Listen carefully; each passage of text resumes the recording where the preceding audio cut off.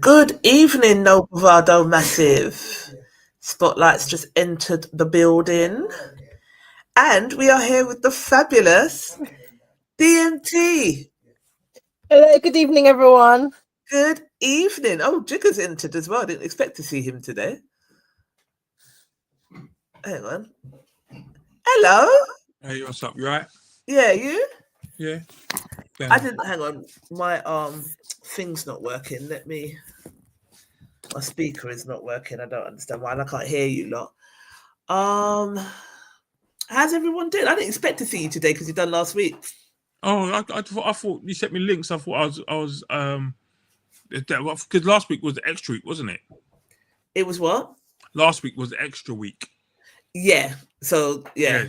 So that's right. So what I'm gonna do is because I don't think Bella is gonna be back anytime soon. She said the new year. So we are here with DMT. Donna's gonna be joining us once a month. So in between the weeks that you and Natalie do, Donna's gonna be doing it. And I've asked hang on. Where's Shah? Shah's not well, you know. Okay, sorry to hear that. She's got the flu, and it just enough people got flu. Yeah, I had it, and then it went, but it's looking like it wants to reoccur. People come in my workplace, sicking up the place. Really? They're still, man. Stop coming, cough. Leave it alone. Let it go. Battery fully charged. Yeah, but if you're fully charged, why are you looking at? Hello. No, yeah, there we are. What's that? We have some sort of sound because this computer, I got it. Remember, because the other one kind of died. Told you to buy a Mac. I didn't buy a Mac. I'm not a Mac girl. I'm a PC girl, man. All the way. Level up, man. Level up. No, man. Natalie got a Mac, funny enough, the other day, but I didn't. So yeah. So I was saying we're gonna be going live with Donna once a month. Dion's going to go once a month, and then we'll obviously have different guests as well that are going to be going live with us. But no, welcome. You've been doing No Bravado with us from inception, to be fair, Donna. So you are part of the team anyway. Thank you. Do you know what I mean? You are part of the team. So it's not as if our audience don't know you because you are a regular guest, but now you're going to be like permanent. Once a month we have got Miss DMT with us, and I'm excited about that. I really am. So welcome. Jigger looks a bit pensive, like I'm not sure. No, she's the number one girl. I'm telling you. Woman, let me get it right. Don't want to get a box. We're glad you remember. Yes, I remember. Look, I checked the Adams apple and it wasn't there, so I know you're good. Hi, to all of you that are watching. I can see quite a few people are watching, but I can't see who it is. But hello to you. So yes, how's everybody's week been? Firstly, before we start jumping into bits and pieces. I've had a very busy day. Okay. So work, and then I've just come back from a domestic abuse, violence against women and girls march in the centre of Croydon, which was good. Wow. And we've dedicated a bench to domestic abuse survivors, and also we had a visual memorial. So they managed to get images of all the women who have died as a result of domestic abuse over the last 10 years. And that was very, very emotional. Over the last 10 years? the last 10 years in our borough, and some families, some of their mothers were present. So it's very emotional, but much needed. And I really like, big shout out to my colleagues for all the effort and work that went into it. But yeah, that's what I've rushed back from, because I was like, I'm not letting Trisha down. So yeah, very busy afternoon. It was meant to be just you and I, so I'm glad you're here, because we always need a gent's opinion. But I'm glad that you made the effort to come here. So, because I was at 1 minute 2, I was like, Ross, just me here upon the screen. Oh, where everybody. We'll say to you, I've got what's the young black girl who got cut in Croydon, died. Eliane and yeah. She was also one of the images. It's very, and for me, it's very emotional, because for most of those cases, a lot of the time over the last 7 years, I've been the safer neighbourhood chair for the borough. So I would have had not direct involvement, but direct knowledge of what's happened. And right. So it's very. When I saw Eliane, the tears just came. When I saw her image on the table, the tears didn't stop. Was that domestic violence as well? Well, I don't know if no, domestic violence. It's not very. It's kind of, but not. You know what I mean? So it's not domestic violence, but domestic. it is violence against. It is violence against women and girls, because it was a femicide, right? She was killed in that way because she was a girl. Yeah. So yeah. I mean, and this is what I'll say to people. I know, Donnie, well, you know about it. So, like, making referrals to the Marek and doing the dash and stuff like that is really important. Not just as a professional, but as if you hear it, if you're next door neighbor and you hear things going on, making a referral. Because people, this has happened to people in my organization, where a woman in organization I still work for, her husband killed her, and she had her in bed for all 2 weeks.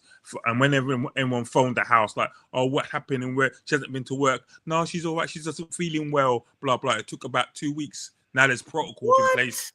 This man had her wrapped up in bed, like was in bed wrapped up like she's sleeping. And there's only and then now there's protocols, like, for example, if you're not at work for 4 hours afterwards, then there's certain protocols we've got to follow now to go. People got to go around houses to check. No, we don't just take like the husband or someone. You got to have a designated person that if something goes wrong, you got to call this. We got to call a person. Because listen, there's madmen and women, but madmen out there that will do. You know what I mean? It's a really good protocol to follow, because these, perpetrators, and I like the fact that you said, because I'm on this new kind of journey where I'm also calling out female perpetrators, because we tend to just keep the spotlight on the men.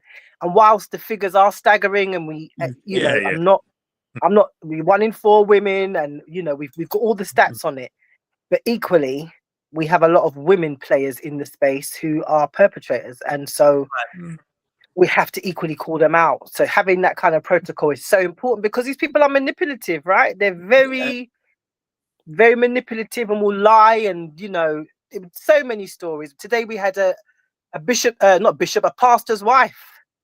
He'd opened up his own ministry, and she gave the guest speech, the keynote speech, and see all walks of life, right. So was she a victim? Yeah, she was a victim. She had to flee. What, you think church people nice? Them are the worst. Lord God, not me. For me here, church, me gone. God, them have some little hidden devilish ways where they wrap up in a Bible and all kind of something. But yeah, she survived. She had to flee. She wrote a beautiful poem, but she said she had to flee with her 2 children and her 3 Ghana go home bags. That's all she left with. After 20-something years of marriage, investment, they built a ministry together. They had an estate back in Nigeria. Like they were like a it couple, and it just went down from there. I mean, and like someone I know had something similar, but her husband's a pastor of a church, and some of the stories that she's told me, like, I just feel like I feel sorry for her, because I'm like, you're talking to me, so you know this is wrong. So Yeah. you're telling me because you know it's wrong. Like, professionally, I can't kind of keep some of this stuff to myself. So, you're in a position where, like, he hasn't topped you now or done something to you yet, but, like, that's embarrassing you in front of the whole ministry. Yeah, that's abuse. Like, literally, it's wrong, yeah, Gary, but he's this. And there was some incident where she was saying she got to the church late. She's the pastor, so she got there late, and everyone knows. So she said she didn't want to disturb nothing, so she sat at the back of the church. And what happened was there was a mouse or something in the church, and a couple of the ladies started screaming when they saw it. So she saw it, didn't scream, just looked up, and then the husband is at the front. So the church is jammed, good 700 people in the church. Start cussing, tell her about how disrespectful she is, being at the back of the church, and she's the pastor's wife, and her place is at the front of the church. And like literally, she had to get up or walk of shame to the front of the church, and man was cussing her all the way. I was like, and she goes, Gary, and she goes, like, basically, I wanted to cry, but what could I do? Like literally, I can't just walk out. You have to kind of think. Maybe this is why I'm not married, Carl. You gone. Who you talking This to? is why we're not married. Yeah, who you talking to? Yeah, so it said I felt away, like I wanted to cry, Gary. I sit down, and then he cast me out in front of the whole church, and I sat down at the front, and for another 5 minutes talking about the place of the wife and this, that, and the other, and I was like, so. And then she ends up making excuses for him privately. Yeah, and then she ended up making excuses for him. I said, it's not right, innit? By telling me, it's not right. So you just need to stand up and be like, but no disrespect to women as a whole, but sometimes status and security overrides your actual mental thoughts. Like, it's not wrong, but it's just being scared to kind of take the step to go away, or being like, well, I've got this kind of status in my life, and I don't want to go. So so I don't know. It's weird. All right, someone's asking for us to show us. Someone show us your ass. He remember he came on last week. Yeah, show me yours first, my friend.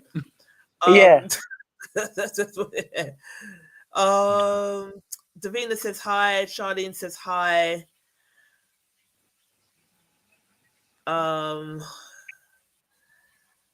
This is not a tarot reading. No, it's not a tarot reading. Good evening. Good evening, Davina. Good evening, Bella. Hang on. Right, Trisha. Who is that twat on YouTube about messaging someone to show us their ass? Yeah, you'd be surprised. People just come. Like, I've started to try and ramp up our TikTok. So I've started doing our clips. I've just not had that much time. So I've started doing our clips and putting them out on TikTok. So we was having a conversation with Dodd, and we was talking about ownership and generational wealth. And I was saying, because there's some ridiculous prices for hair, wigs, extension, and that kind of stuff. So I can go for £1,000, £800, all that kind of nonsense. So I must have said, having a wig or hair that cost £800, but not actually owning your house at this age is crazy to me. And then someone put in the comments, you need a wig. Sorry, not sorry. And it's like, why you come on my page with the violence? I don't understand. You sound like keyboard gangsters, boy, because they know they're on the screen. They can just chat shit. Bella Blake says evening. Good evening, Bella. Charlene Samuels, evening, hun. Wishing you a quick recovery. Yeah, wishing you a quick recovery, Shah. Hope you get better soon. This cold is killing everybody out there at the moment. I went to work today at Spitzfield with Diva, and it was just cold and miserable and coffee, and do you know what I mean? It's just that season. 'Tis the season for flus and germs, isn't it? But yes, all right. So let's start with our first. I've got a few topics that I want to talk about as we've got Donna. I like to hear Donna's opinions on stuff. You know me. All right. First one was a Monday Morals inbox that was inboxed to us. So let me see if. Nope. Let me share my screen, but I don't know if it will show it because I've done it on the reel. I'll just read it out. So you're in a solid relationship, you're living together, building slowly. Out of nowhere, your wealthy ex, the one that broke your heart but you healed from, messaged you saying, I've been thinking about you. I want to make things right. I'll give you 50,000 to start fresh, no strings attached. You held me down during difficult times, and this is the least I can do. I owe you a lot more. Meet me tonight. Your partner sees the message, and they say, if you go, we're done. But £50,000 will clear your debts, set you up, change your life, and your ex is right. He does owe you. Do you go for the money or stay loyal and broke? My mum's here laughing in the background. You're going to go for the money, Mummy. Are you going for the money, Mum? That laugh means yes. Mummy's just here. Donna, you go first. What we doing? Why do I have to go first? I don't think this is about money. This is about respect. Okay. Because if the shoe was on the other foot and your partner, same situation, but it was your partner, what would you want? So for me, different from what you want and what happens, isn't it? It's two different things, isn't it? He said, What you want. if you're gonna go and sleep with them, that's a different thing. But if they owe you the money, no, I hear that. But suppose your partner said, "Listen, if you do it, we're done." There's a certain level of respect. So it's how much does your relationship mean to you? And this is hypothetical, right? So don't ask me what I would do because everybody knows I'm going for the 50 grand. But the point is, I would have, for a start, this all went wrong when your partner sees the message. What the hell? How is your messages so open to your partner? That's the first problem. And then why would you tell? Because you might make out to your partner that really you only got 10 grand and keep 40 back for yourself. Like there's a lot of problems with this hypothetical because I think there's respect. Do you respect your relationship? Do you respect your partner enough to say, well, let's be broke, we're building together? Or even, Trisha, my mother told me that there's nothing called a free lunch. So I'm always very skeptical about gifts that come with no attachments, whether we've been together or not. Because I don't like, people tend to, I don't like attachments. I don't like, I'm going to give you this. And then even though you say right, because you're saying, oh, there's nothing because I owe you. And then 6 months down the line, oh, but I gave you that 50 bags though. See what I'm trying to say? Now that's going to lead to violence. Someone's going to go missing, someone's mum. So it's best that we don't take the money in the first place. My mum's here in the background saying tough. Mum's dredging her. Mum's hardcore. Mum's hardcore. She's going to take the bag. Gary, what say you? Do you know what?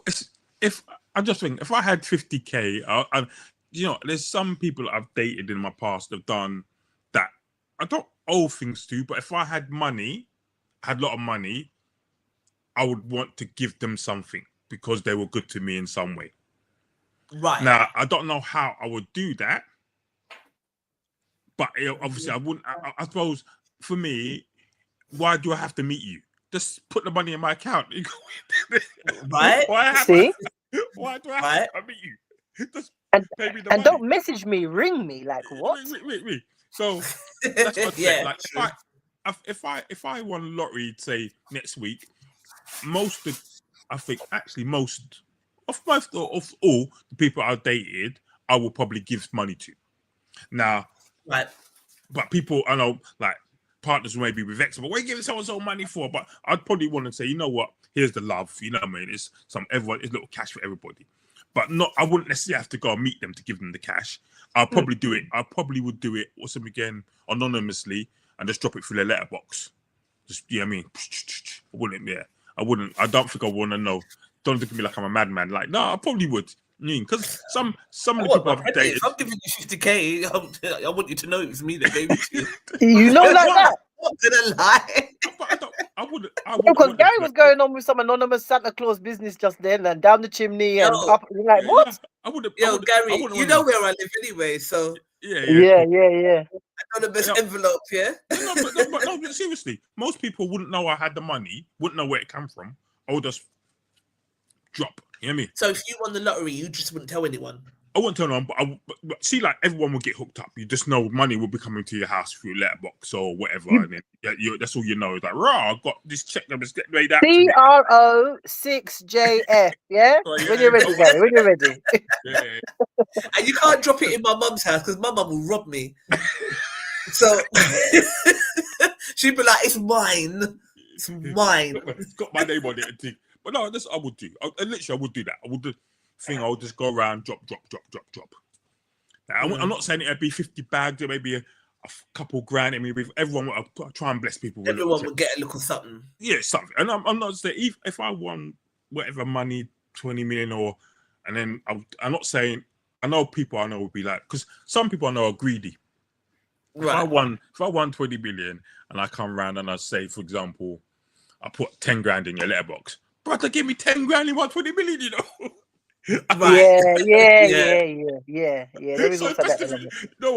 You know what? No one knows. Just got the money, yeah. Right. I mean, and then it'll be like people come up to me and I know, be like, "Rah, I got so and so money, you know," or "Boom, I got this money." Like, and would you? That's how. But did you get it? And I'll be like, "No, I didn't get. Oh, I got. Yeah, I got." Yeah, I would not accept the money, but I would definitely ask them to put it in my account. Everyone's signing up to be your friend now, Gary boy. I agree, Davina. Davina, I mean, you can't be friends because you spell my name with one R. You're done. Oh no. I'm just glad that I'm part of the team once a month. Like I'm gonna be pre in my letterbox big time. Mid-tier. So Gal, if you was in a relationship and your ex wanted to give you the 50K and your current partner said nah, what would you do? I'll probably take it, but not tell her. How would you know? How would you know? Exactly. And then just drip it into the joint account. What? It's gonna be all right. Gary's saying you put it in the joint account. You wouldn't. Yeah, and I said, is it all right? £20 a month or £50 a month. I mean, look, as far as I'm concerned, if you're in a relationship with the Donna, for me, there's no point in one person having another person not. It don't make no sense. It don't make no sense because it's selfish thing. Gary is so sweet. No, literally. He's the best. It wouldn't be if I was rich, thing. Like I said, if I had money, it literally none of my friends would be like, "Oh boy, I'm struggling." That wouldn't happen. I couldn't let it happen. I'd feel away. But that's your friend. That's not your partner. My partner, same thing. Like we'd have money together. We'd do things like, "Yeah, babes, this is yours, this is mine. Let's do things." Well, I'm half Guyanese, so I'm gonna tell the person that I got 7 grand. See, and then they're only gonna see when the shopping start coming in. But like, rah! But there is no way you cannot tell everything one time. Even if they're your partner, you can't trust them to that extent. Oh, come on, you got to show love, man. You got to show love. You show love. You tell them you got 7 grand. Come, let's go Mayfair for the night or whatever it is. You live high on the 7 grand, and then you just sit down for yourself. Yeah, we've got kids. My friend sent a text saying that 50 grand sounds like a budget indecent proposal. Oh, A budgeted proposal. But that 50k, let's not I don't know. I ain't got 50k laying around in my bank account right now, so I'm not gonna turn up my nose at it. Let's not go on like 50k is not a lot of money. It is. Do you know how much Marks and Spencer's biscuits that can buy? Like what? Not Marks and Spencer's biscuits. I mean, in the grand scheme of things, it's not the biggest amount of money, but it is still. I ain't got 50k laying about. I'm not gonna lie. No. So Go for it. you would. I would take it. But it all depends. Yeah, Though. It actually if depends. it was gonna make me and my partner break up, then It depends, though, Trisha. Because if your partner really couldn't stand your ex, you know why they're doing it. In it. They're doing it to do a disrespect in it. Especially as a guy, I think it may be different for a woman, but for a guy, it's kind of. If I was dating someone and them, in my opinion, if I was dating somebody and then their ex come along and said, "Boy, your man can't look after you. Here's 50k to look after, so you can do," it's a disrespect. Well, that's not what he's saying. He's saying, "I owe you this. You held me down during tough times. Blah blah blah. It's the least I can do because you held me down." He's not saying your man can't look after you, but the meet me tonight part is the part that's a bit, because we are meet before. You could just wire the money over, isn't it? Mm-hmm. So Monzo's working hard now. Monzo's working good. What's Bella saying, Gary? You're really trying it. You're really trying it. Try what? Why'd you say that, Bella? Post in the comments why you're saying that he's trying it. You don't. He's actually a really genuine guy. I believe that he would. What he's saying is, but he's saying, "I'd take the money. I just wouldn't tell my partner, but I would give." Yeah. But tell us what you're referring to, Bella. Good evening, Angela St. Clair. How are you, Sugar Plum? Nice to see you. All right. What did our No Bravado Massive say on this one? The greedy crew take the money and run. I don't think they did, you know. No. Can you see my screen? We can now. Yeah? All right. So, DJ Armorer said, loyalty all the way for me. I wouldn't even consider it.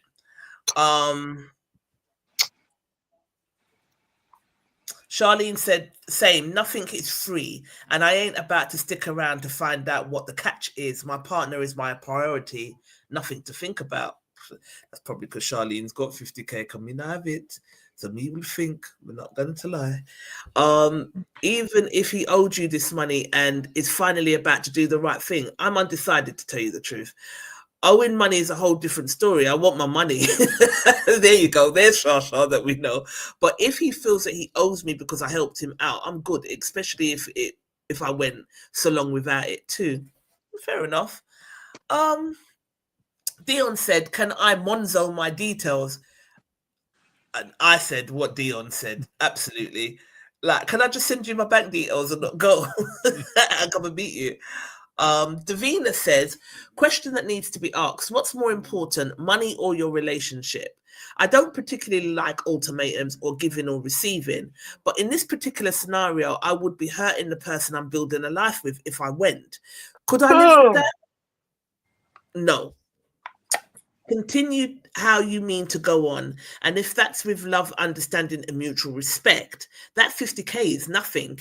If I lose the person I profess to love, every penny spent will be a constant reminder of the hurt that I caused. Thoughts? Not really buying a good thing. No thoughts? Who, me? Any of you guys? What do you think of that? You know, Because what she's saying is, they're being very they're a bit like Gary. Davina's very moralistic, and she's not taking money, she's not selling out her friend. Whenever you read her comments, they're very much like this. And it does put me to think, because I would say I'm a pretty loyal, upfront character, but some of the things that have been put in this group has made me think, I would take the money, you know. Like, love can't pay bills. Nothing going on but the rent and all these things. Right. Junior Walters said, stay loyal and broke. That's effectively a bribe. And once you accept it, that person will never respect you. Tanwe, you there? Nah. Of course a man's gonna say that. Nah. Me, I pack up my little rainy day money, yeah. And all I'm gonna if they message me, I'm gonna be like, yo, you're an idiot. Just ring me in it. Put up this is my account details. Ring me. Like my partner doesn't have to know. Yeah. Why you send the messages? Colin Goldson said, if money could even drive you to think about this, then that's a problem. What about your moral compass? The disrespect, how you were treated, and now someone has just placed a value on you. That's an interesting way of looking at it, actually. Because you're only worth 50k. You must always know your worth. Live your life and be happy with the one you're with. This is I know that comment came from a man. Yeah. Yeah, of course. Donna Alexander says you cannot heal fully if this person still has access to you. Should have been blocked from phones and social media platforms. Wow. Jennifer says, I'm still friends with exes from moons ago. Once it's done, it's done. There's no going back. So we're all good to be friends at that point. It can't always be hate and healing. Yeah, true. Most of my exes I get on with, I've got time for. There's a couple of crosses that I will flush down the toilet, but oh shit. No, I'm seriously. But on a whole, I've got good relationships. There's not many of them, but I've got good relationships with partners that I've had. You know what I mean? Keo Falani said, add another 0 and I will risk it all, not for 50,000 though. I said what Dion said. So everyone on a whole is more or less saying they wouldn't take the money. Cash. I just say I won't take it. I may take it just to undercover it. What they don't know can't hurt them. But keeping a secret from your partner is deception, no? Says Davina. Deception. I'm sure if I enter tonight. No, everyone's deceitful. Business. Everyone's deceitful in it. Regardless, you don't. It's not like you tell your partner every single chocolate bar come through your account. Most people don't even know how much their partner earns.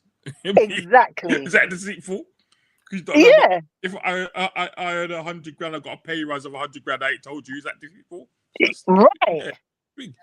You mean? Come on. I've got savings. I've got savings. That if it'd be deceitful if, for example, we were struggling to do something and I had the money sitting in my account and I said, I don't know, I can't help you, then that would be deceitful, in my opinion. But the thing I think where Davina's coming from, she's probably saying because the person said, if you take the money, we're over. But I don't know if they would have found that I had the money in the first place. I think, Trisha, I need to start hanging out with your No Bravado Massive more often because maybe their good intentions will rub off on me. That's what I think. No, when they're ready to be little dutties, they are as well. So because I feel that this. I feel that what? In this day and age, who really tells their partner everything? I'm not talking about cheating. I'm not talking about the sexual side. I'm just saying every little thing. Suppose you get a nice little contract and you make a little bag on the side. You're gonna go and tell your partner? It depends on the relationship that you've got. Not me, my love. Me have my little rainy day money and my little something put up because people like to wipe off their mouth and go where them go. So it's me first. Donna, you got to be nicer. I'm a very nice person, but when it comes, I don't trust people. So I'm just like, you have to have. That's the way I was raised. Like, have your own and don't tell him what you've got either. If he says, if you got 5 grand and it's 150, then you just put your half, but you don't tell him this is how much you got left. How much more money? But this is a good subject because I feel that maybe my I only deal in death in it and really bad things. So maybe my view of the world is slightly skewed by my experiences and the experiences I see in work. So I would tell any woman, don't tell your man how much money you make or what you've got. It's the worst thing to start off with, I believe.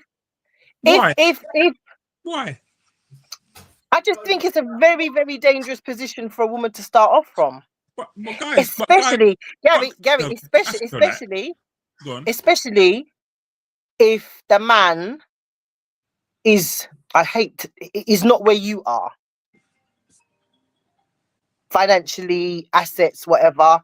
I just feel you have to play fool for catch wise. I think you just have to go along with the program and not say, because those things can be weaponized. And I do understand that my viewpoint might be slightly, like what? But that's my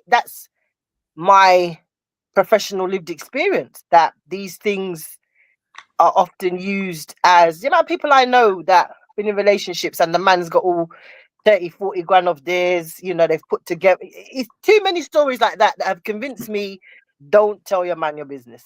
But on the other hand, that most people I know, actually, you know what? A lot of women I know earn more than their current partners. A lot of them earn a good amount more than their current partners, and it's what's them again, Joe? But I don't. Maybe I don't look at money. Maybe because it's yours. It's yours. I don't want your money. Do your thing in it. I earn my own money. I run my own thing. But I don't think as that you should be hiding or not hiding, but pretending that I'm struggling, or my husband you don't need to know what I think it causes problems. You're meant to be transparent. I've got money. I've got some money. You don't need to know exactly how much money I've got. Much? But I've got money to look after the self with every. If you lost your job tomorrow, we're good. Right. We're good. That's what we need. If I lost my job to go, we're good. If you lost your job, we're good. I can hold us all down. I mean, if I lost my job, I don't want to be worrying, thinking, well, I've lost my job. Oh, I'm really stressing that I'm going to lose my job, and then a house is going to fall apart, and then my missus is on 180 grand a year, and she can look after everything. I don't need to feel that way. I thought, look, I'm a good salary. We're good. I don't need your money. Everyone's earning their money. We're good. I mean, you're a very nice person, Gary. No, I just think it's good. I think genuinely a nice person. I don't know what I mean. Yeah. I mean, we had the same. I remember I think we had. It was a topic of no bravado when it was something about we all went out to dinner, and one person didn't have money, and then about everyone putting in for the money. And I said, that was me. If you're my brethren, I'll pay for that. You know what I mean? You're my brethren, I'll pay for that. If I'm out at dinner, pay for it. I don't need you to be embarrassed to think you can't afford to pay for it. Gary, boy, I'm short. I've got you. I mean, But if you're short, if we go out to dinner now, right, and I say to Trisha, boy, I don't get paid till Friday, which is the truth. But Trisha says, come, D, when you get the money, that's different. I would let my people know before I turn up at the meal. Otherwise, I'm not going. I can't take embarrassment. But equally, if I was somewhere and I hadn't seen Trisha and she hadn't been able to get through to me, and she says to me, she sends me a WhatsApp while we're at the table saying, D, I'm broke. Yeah, I'm going to cover it 100%. Or if it was my bread, I'm going to cover it. Yes. Davina's saying, Donna, I'm far from perfect, but there's certain things I don't play on. It probably seems from my past and all the lies and betrayal I've suffered, I aim to be how I want to be treated. Makes sense. Yeah, it does. I used to be like that, but I've hardened. So, yeah, you just have to, Davina, you just have to go them out and then do what you do. Yeah, no, definitely. But I think her ethos is one that people should live by. Yeah, I do get it. I do. I was only being facetious, but I still say, if my ex said, yo, D, I got 50 bags for you, I'd be like, put it in my account, and nobody would know. I might just say, yo, Trisha, come, we're gonna go. Just turn up at Gatwick or wherever it is. I would definitely spend on my people 100%. But I'm not gonna tell my partner, do you know what? No, I'm not doing it. I get it, because Donna and I are born, I think you're a year older than me, but a year and a day. So Donna's the 24th, I'm the 25th of April. So we're quite similar in a lot of things. Oh, is your mum 24th as well? Yeah, 24th. Okay. Come on, mum. Come on. And I love his mum. Just Taurus the in best. the place. Taurus, Yeah. We're very loyal. We wear our hearts on our sleeve. We will give you what we will give you. We will bleed for you. But you see, when you kicking on your face, spitting on your face, kicking on your face, sold out for stupid little things, people being two-faced, people being nasty. There is a point. I'm not saying that you turn, because that's my thing. I never want my heart or my spirit to turn because of other people. Does that make sense? So I still want to be kind in my heart. I still want to carry the spirit that I carry, but with discernment now. And with putting myself at the forefront. So it doesn't mean mistreating anybody when you're looking out for yourself. I think, I don't know, when you turn 50, it just hits differently. I just feel like my whole perspective and who I am and how I want to be treated and how I'm going to treat others, absolutely, yes. But there's nothing wrong with looking out for me. And I think a society teaches us as women not to. That's right. To be fool. Yeah, because he's my man and he loves me. To be a good woman, right? No, we're not virtuous. But that's rubbish. It's not rubbish, but it's not the starting point. No, absolutely not. Hang on, what else, what's the crew saying in the chat? Bella said, "I'm not telling them nothing. Put the money in my account. We're good." Yeah, man. I mean, but I mean, I suppose because I think it is the partner saying if you go, there's a problem. But it'd be interesting to know if he just puts the money in your account. Yeah. I mean, I understand about the going part because even I'm like, what do I have to go for? Brother, we all work with bank transfer these days. So what am I going to meet you for? And I'll cash you give me. And I can send you my bank details on WhatsApp. Except for me. You still do checks, isn't it? I do people checks all the time. Oh my God. So prehistoric. Is this the Gary Benevolent Fund? Now I have you got application form? Send me the link for the application form, Gary. I don't know if I'm gonna make it from now till Friday when I get paid. So if you could send me the little link to the Benevolent Fund, much obliged. Thank you. Yeah, I do. But I just write the check out, put the check in the letterbox, good to go. Everyone gets checks. People get vexed about it, but I'm like, I don't care, pay my check. It's not like you have to go to you don't even have to go to the bank nowadays. You just get the check. You don't. You can just take a picture. Take a picture of the check. It goes into your account. Yeah. Charlene said, "I don't believe that everything is discussed between partners. My partner isn't knowing how much I earn. All he has to know is that I can look after myself financially." That's right. Well done, Charlene. And I hope you get better soon.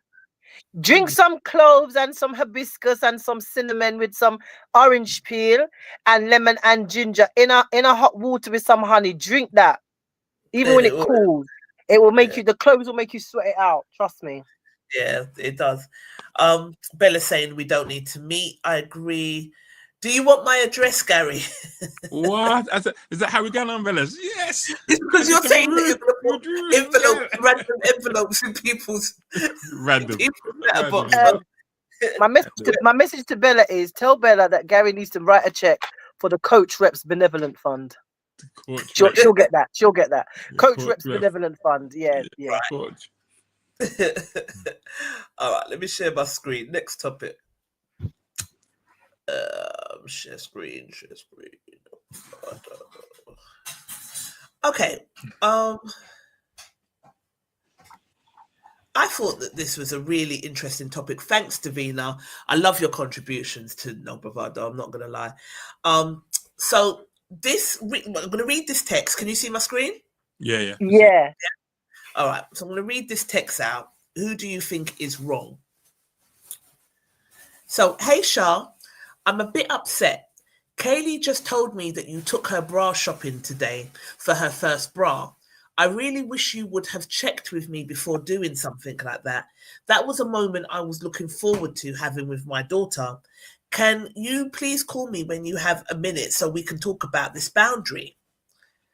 Dad's fiance comes back and says that wouldn't be necessary. She asked me and her dad, and he agreed that I can do it. And baby mama says, "Are you freaking kidding me?" He said yes. And fiance says yes. And he said that you would do this, be bitter and upset about it. Oh, really? Okay, says mama. Who's wrong?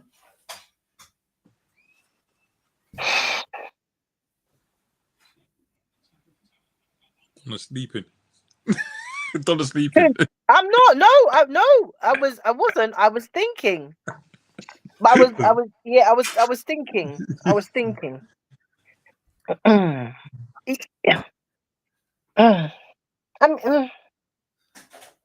mean, is it wrong? I think the bit afterwards about he said that you would go mental or whatever it was. That was a bit cheeky from It's the. extra. It's a bit extra, yeah. That was a bit. That's gonna get a headbutt at the next family birthday party. Right? But Not meant that to see you at was out. cheeky. You said, bro. I mean, What?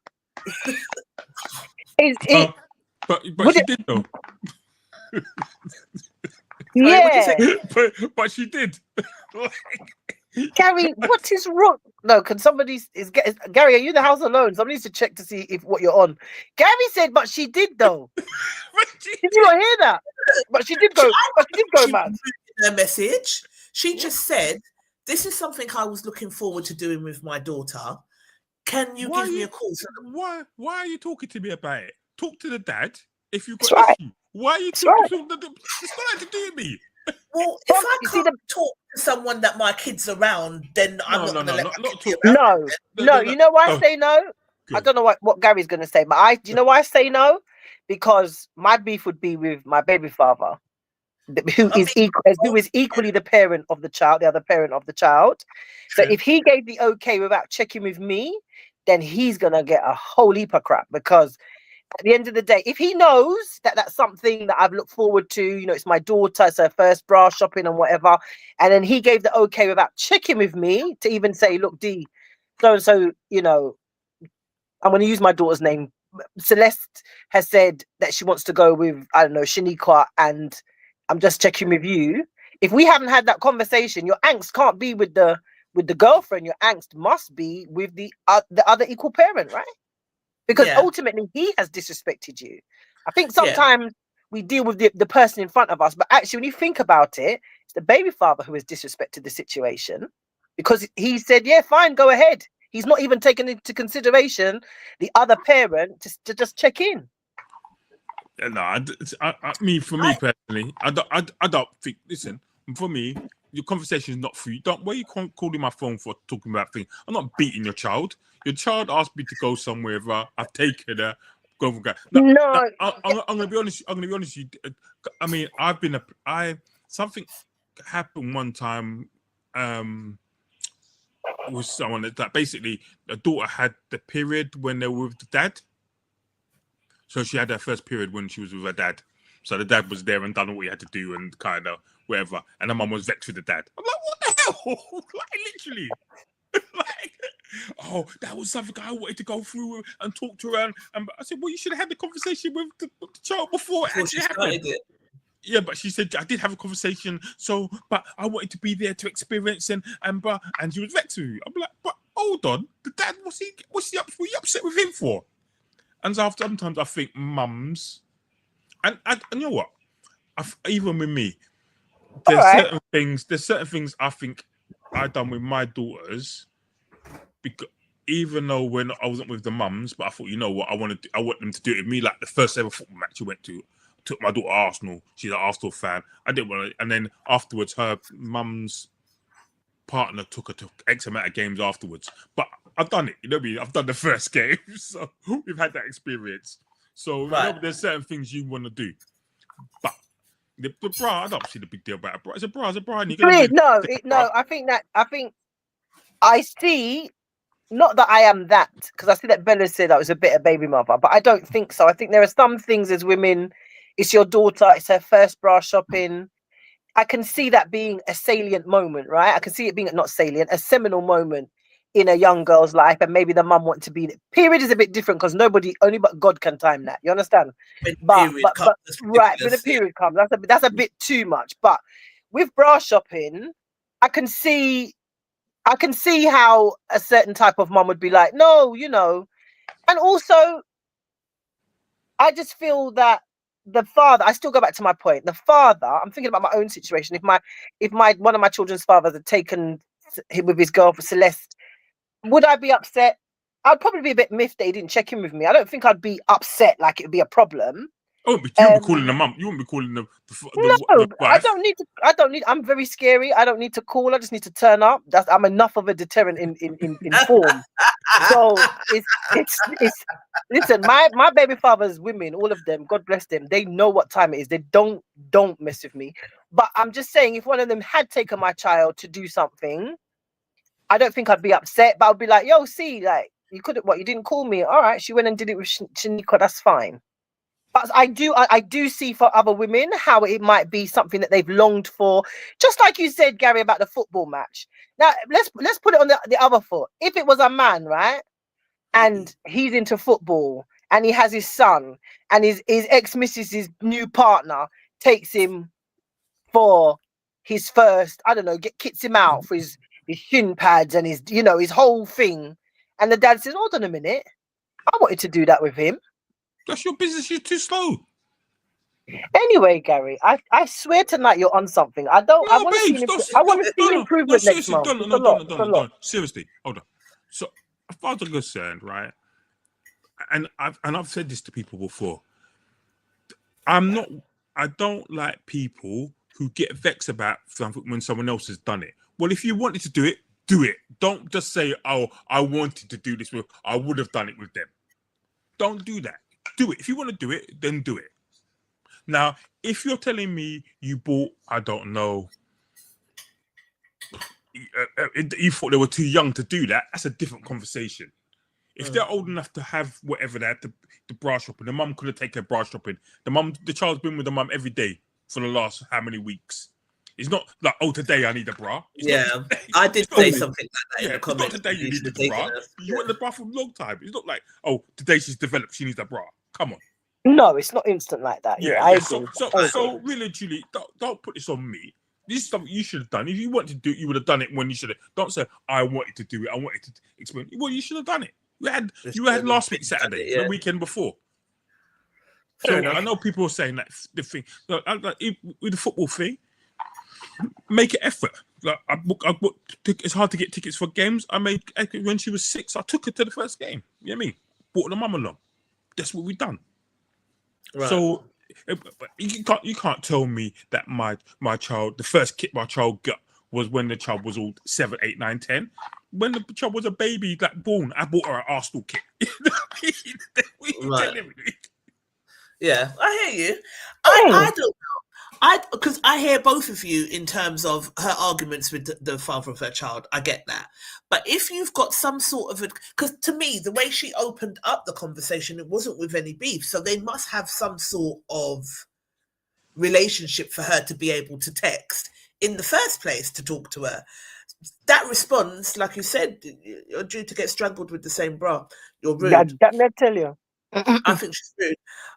Charlene says both of them are wrong. Dad should have asked mum if it was okay, and the stepmom should have checked in with mum first also.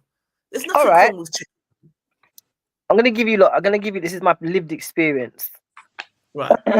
Ex-husband gets new partner.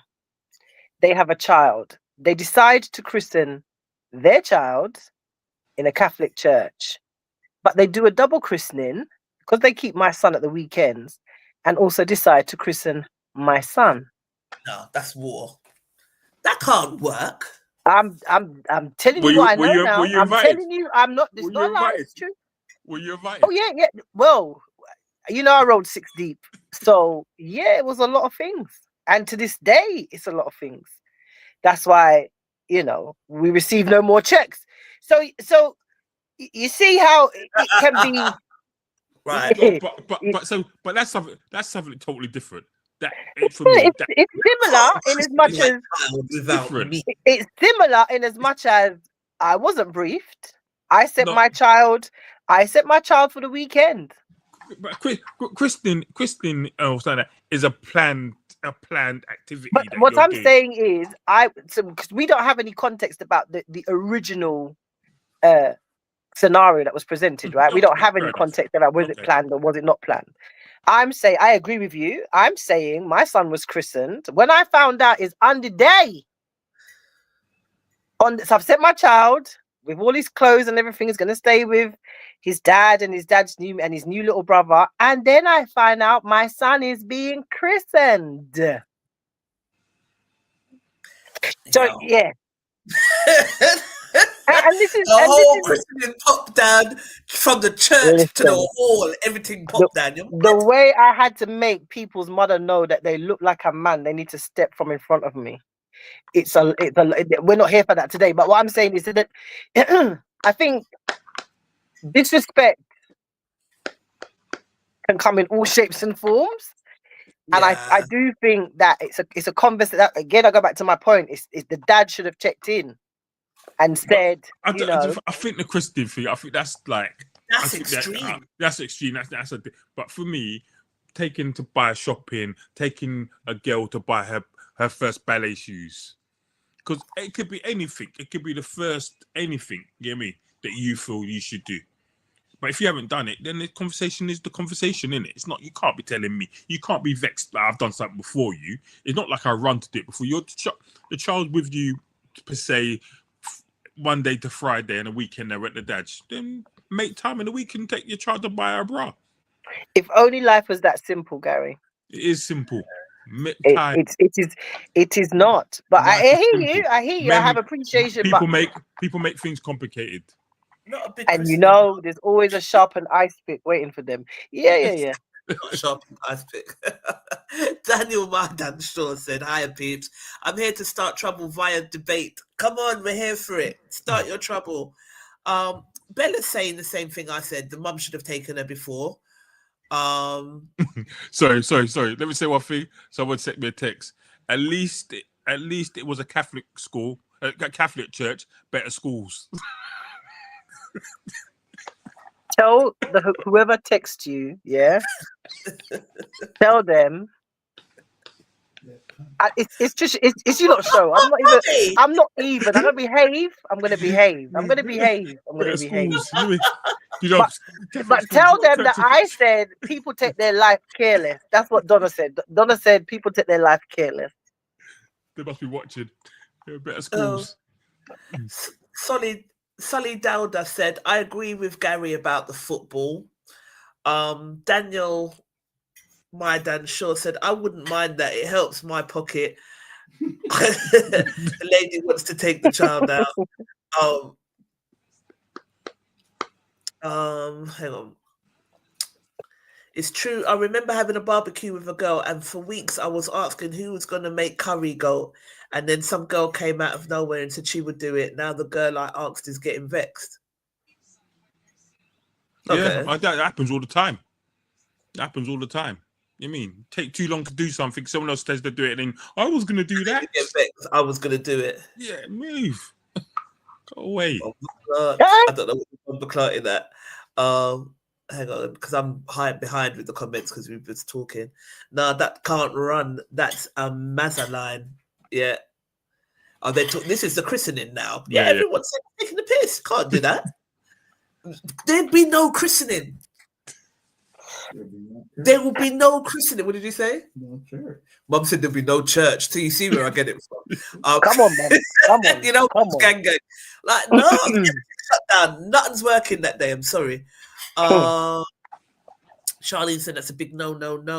That's a no. That's something completely different. Yes, I'm saying different, man. Let's say. Hang on. They've come down too far. The Ross piss take, says Bella.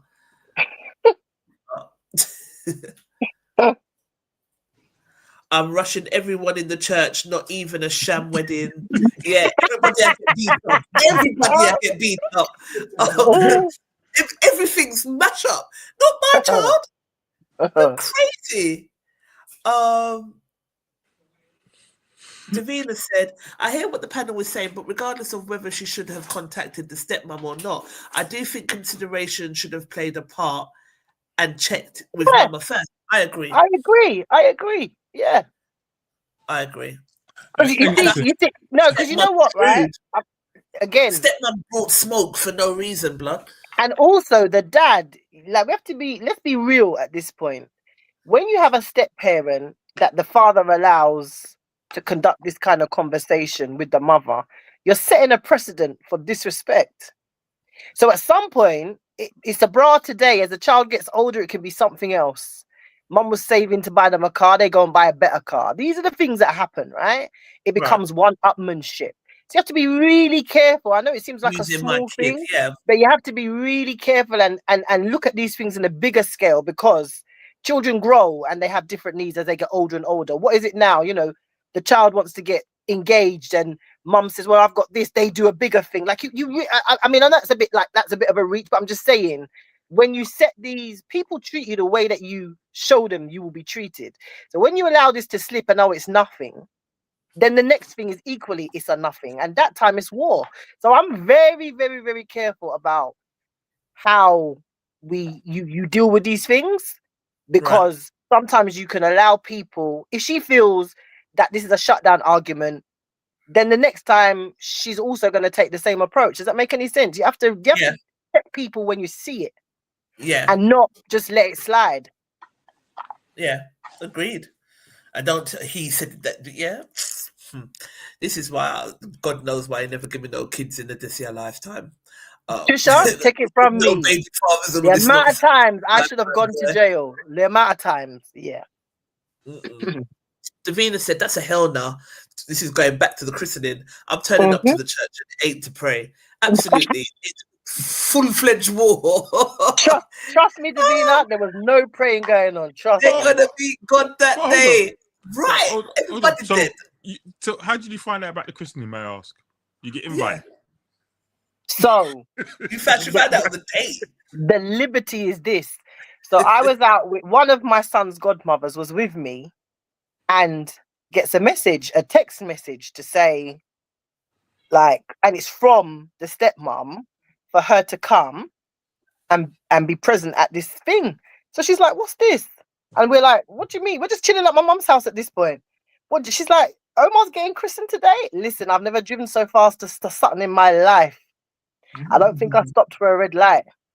It was a lot of things. It still is a bone of contention, but you know what? Because you're white. Very bright, but not in person. When they're in person, they're very quiet. But yeah. Did I ever tell you the story about my mum? My mum told me. I have to laugh. It's not funny, but it's like, so when I was like just born, like proper young, like mumps, my yeah, you did tell me this story. my grandmother, my dad's mum said to, oh, can they have me for a weekend? So mum took them for the weekend. They took me to Jamaica for 6 months.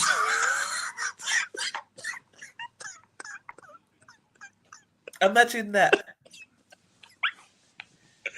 A whole Jamaica for 6 months, Donna. No. She went to Jamaica and they went to New York. You kidnapped my child. Yo, the way. Listen. Can't do that. My mum was telling me the thing that vexed her the most was when they took me to New York. I was in New York for like maybe a month or so. I was like 2 blocks. If you know New York, where blocks are. 2 blocks from her mum's house, my grandmother's, and they didn't take me. Oh, Ta'ada, I'm sorry. Yo, Gary, you never see my child again, and it sounds so bad, but I'm being honest. You're not seeing my youth again, you know. If you took my child for the weekend, and then I didn't see it again for 6 months, and you didn't tell me you was taking it to Jamaica, you think you would ever see it again? Yo, I'm calling every ex-colleague at UK Border Force and hemming you up, bro. Pressing charges like I'm People doing take liberties, though. This is what I'm saying. This is exactly my point about this scenario. You have to check it when you see it. Which is what she did. She did, yeah. Right. And stepmom was rude. But you guys are saying she shouldn't have checked it with stepmom. She should have checked it with dad. No, no. I'm saying no. Of course, have it all day with a stepmom. Like what? Come on, they're just a gal. There's car parks. What I'm saying is that the dad. I'm saying the lack of respect is the dad should have checked in with mum, not the stepmom is going to go to the dad in it and say, I'm going to take so and so out bra shopping.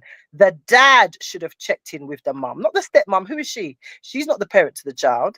The dad should have checked the mum and said so and so wants to take her bra shopping, and that's the way it should have gone. Where it's got a bit techie is because now the stepmom is talking. She's got comeback, like he said you're going to be bitter about it. Let me ask you a question. Let me ask you a question. Let's see what happens then. Yeah, that's not gonna. Yeah, sorry, Gary. Sorry. Let me ask you a question, right? All right, me and you're dating, Trisha, right? I've got a child. Yeah. I say, oh, can you take, I don't know, my daughter Tina to the shop and buy her a bra? You take her to shop and buy a bra. You don't know it's the first bra. You just say she needs a bra. She's spoken to me and said, Daddy, I need a bra. Go shop and buy a bra. Right. And you come back and you start getting smoke. Like, what's God doing for you? No, to be fair, because I always try to look at things in a 360 angle. So, as Davina said earlier, you treat people the way you want to be treated. Now, like if my partner just said to me, run up the road and grab her a bra. If stepmom says to me, this is what's happened, you've taken my child to buy a bra and I really wanted that to be my moment, I would have said, I'm sorry. Blah, blah asked me to do it, but from now on, I will check in with you. Argument done. Argument done. Because I would want to show that respect that I would want back. So if she's taken the time and she wasn't rude in the message, if she came with smoke and fire, then I'm going to come back with smoke and fire. Watch yourself. Don't come on my line with your foolishness. But I don't think mum was rude. I think mum basically said, look, this is what I wanted to do. And can we have a talk about like boundaries, I guess, so that this doesn't happen again? And then you're going to come with, you're being bitter, and he said you're going to do this. No, what she should have said was, I'm sorry. That's right. Mum was being vulnerable with her boundary. She's saying, "Oh, this is something I always wanted." And then you're going to come back and come with violence. And I've just been vulnerable with you to say, "Oh, that's something that I wanted to do." You better don't drink or eat nothing at the next family get together. Cut everything. I'm gonna have something a little guzzle in there for you. They're still cussing in the chat about the christening. Daniel, my dad, said cutting off the hard wire to the church. Solid Doda said, mash up the keyboardist. Why the keyboardist? Why he get eaten? Mash up the ushers and then mash up my child for dressing up to the christening. He was only 3, Sully. He was only 3. Like we can't mash up the child. He's 21 now. Hold on, Don. And everybody's getting beat up. This is not going. It's not thing. Why? As a good Catholic boy, why are you christening your child at 3? Your child before they want them to be christened. I don't believe in christening. I don't believe in christening. Oh, so that's the thing. You don't believe in christening. Yeah. So, but his dad does. No, his dad. Not even his dad. That's what I'm saying. That's why he done it. But still. Because it's true, like if you don't believe in something, right, it's not for the other parent to. And listen, this man was my husband, so let's just get this right. This is somebody I lived with for 7 years before we ever had children, so they knew my views on certain things, right? I didn't want, after being brought up in church myself, I didn't want that for my children. I didn't want that kind of cultish mentality. So anything to do with church, I believe that my children would find their way and their spirituality as they grew up. So christening is a no-no for me, right? And this person knew that. And this person is not even very Christian or spiritual themselves, maybe after a spliff, but not innately. So this was a I read this for what it was. This was a violation, and she initiated it so that she could have the 2 boys, her son and my son, christened together. I mean, it's all worked out in the end. Everybody lives good now. But when you just have to level the ground and then be like, no, this is really who I am. That's what had to happen. Save you. You know what I mean? He can't save you. Yes, Daniel, it is kidnapping. Back to Gary's situation. 6 months in Jamaica. Come on. Yeah. It was a nice holiday. I don't remember it, but yeah. Mehmet Raw. Kwame said, I went down for 2 weeks and it was only when I saw my uniform iron that I clocked.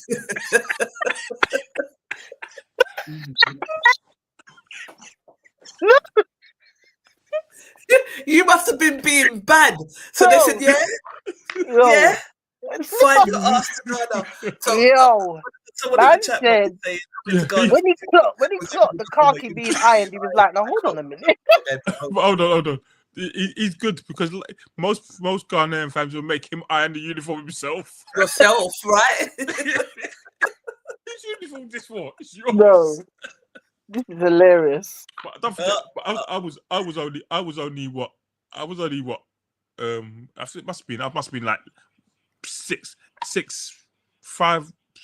months. I was like proper Even young. worse. Sorry, that's the Proper key young. time that the child should be not bonding with its mum, not away for 6 months without consent. The way how they would have never seen you again. All now, I'd still forbid you from seeing them. All now, might as well call them ICE, American kidnappers, says Daniel. It's true. It's not wild. Gary, right? How are you getting christening at 3? That's joining gang at 65. Gary, right? How are you getting christening at 3? That's joining a gang at 65. I get it. It doesn't even make sense christening them at 3 because we're not going to do it. I never saw my ticket. Totally agree, Trisha, says Davina. All right, what did our No Bravado Massive say on this one? Let's share the screen. Share screen. What did they have to say? All right. Okay, so the caption was, my fiance's ex-wife recently contacted me expressing concerns about their 12-year-old daughter, specifically regarding a shopping trip for her first bra, which my fiance has previously approved. I'm taken aback by her audacity. No, you're rude, blood. In confronting me about the needs of my future stepdaughter while in our care. As her soon-to-be stepmother, I question why I should discuss this matter with her when her father had already given his consent. Am I wrong? Yes. That's the same thing I'm saying. It's rude. They're both wrong, says Melinda Gardiner, at how they handled the conversation. Mum should be grateful that stepmother is a real woman who clearly plans to be a good role model and a good stepmother to her child. Mum can still have memories with her daughter. If anything, her daughter now has more people in her corner to support her positively through life. The mum did not have to come at the fiance like, I don't think the mum was rude. And it just goes to show, like, there's so many different perspectives that make the world go round. If she had a problem, take that to the father of your child and clear that up with him. However, the fiance did not have to be petty and bring up what the partner told him about the ex. 2 wrongs don't make a right. So Davina said, Mum was respectful in her question. I think so. In what way did she come up stepmom? First, bra buying is a bonding and emotional experience for mother and daughter. So dad's fiance should have had the mind to at least say, let's check with mum first. She knew what she was doing and it worked. And to be honest, judging by her callous and hurtful dig, I'm not so sure she truly has the daughter's best interests at heart. Yeah, some people use kids as pawns. But more so being in competition. Not everything has to be taken at face value. Someone acting loving doesn't necessarily mean they are. I agree, 100%. So I said, what's everyone's opinion on this? I think mum was reasonable in her message. I think fiance was looking hostility. But I also think mum should have either got the bra before the child went over there or told the dad, baby girl needs a bra, I'm going to take her when I get paid or whatever. Please leave that to me. But I do reiterate, I think the fiance was abrupt. And then to say that he said you would be bitter and upset means you want to also make the mum upset. Me personally, I would have said, let's call mum and see what she says, especially if my fiance has warned me it may cause drama. Do you get what I'm saying, though? Because if he did say to you she's going to be upset about it, then you're doing it to piss me off then, no? Probably. Probably. Probably. All I want to know is, stepmom, can you fight? This is what I want to know. Can you fight? Can you throw hands? Can you throw hands? Can you Not defend? even the hands. It's all a kick you're gonna get, especially if you go on the floor first. So yeah, what? Shirley Height says, as it's her first bra, I would have contacted the mother to ask the Right. daughter to check with the mum first, so just not to offend. Her response was rude and goading. Maybe she's talking about herself. I Because agree. you have to remember, right? Stepmoms equally have this situation in their own lives. Like this is not a one-off. So if you're a real woman, then you don't necessarily go off what the father is saying. You seem to have that open access and to mum. So why wouldn't you have? I think why wouldn't you have just like, Leroy has said that I can take, Trisha for her bra. Just want to check in with you. Are you good with that? Like, do you know what I mean? Like, come on. Treat her how you would wish to be treated. Absolutely. Colette said, stepmother should have known better and should have made contact with mum. I have a feeling this stepmother doesn't have children of her own, as her response to the mother was cheeky. Calling her bitter for wanting to take her own daughter bra shopping, strange. Also, if he believed she would be bitter, then why put her to the test? I personally wouldn't mind if I was the mother, and my focus would be more around whether my daughter is okay with it. This is one for those scenarios that have further background stuff going on. For example, who does a daughter live with? Is the mother a primary parent? I think she is, based on what based on what she's saying. From the caption, it sounds like mum is the primary carer. Yeah, from what? Yeah, so then Davina screenshotted the caption, and from what the stepmom was saying, whilst she's in our care, my future stepdaughter, whilst she's in the care, so mum is primary carer, but fiance is I think women's intuition is very strong, and I think sometimes when, like, if you're finished with somebody, and like I said this to somebody, I broke up with a guy and he met another girl, and the girl told me that he just constantly was slagging me off. And I was like, okay, but for me, if I meet a guy and he's still banging on about his ex, and even if it's negative, to me that means there's some sort of, it's not finished, or there's still emotions there for you to be still got me on your mind and in your mouth like that. So I'd be wary. It would be a red flag for me. So if my fiance said to me, take her shopping, but it's going to make the mum, she's bitter and she's this and she's that, but take her, you want to wind up the mum, and why? Don't use me to do that, Does that make sense? Like, sometimes we have to just switch on a little bit and read in between the lines. So if he's still trying to play games and still you're engaged to me and you're still slagging off your baby mother like that, and like, it will put me to think. It'll put me to think. 100%. You're trying to provoke me. Yeah, and as the fiance, if you have no feelings still, why are you trying to provoke her? Like, I think as well, because I'm a Taurus, when we're done, So you don't exist. I'm not trying to provoke you. I'm not trying to be in your stratosphere. I don't want you in mine. If we have a kid, I guess it's not as, because me, cut off queen, it's not as easy to do that if you've got a kid, but I've seen, like, some of my personal circle, like, I've seen them be in love with their baby father and not be in love with the same baby father, and there is no drama. It's the dad that's looking for the drama because they can't believe that the mum's not. Do you understand what I'm saying? So me as fiance, you're not going to bring me into that drama to try and, I'm not doing it.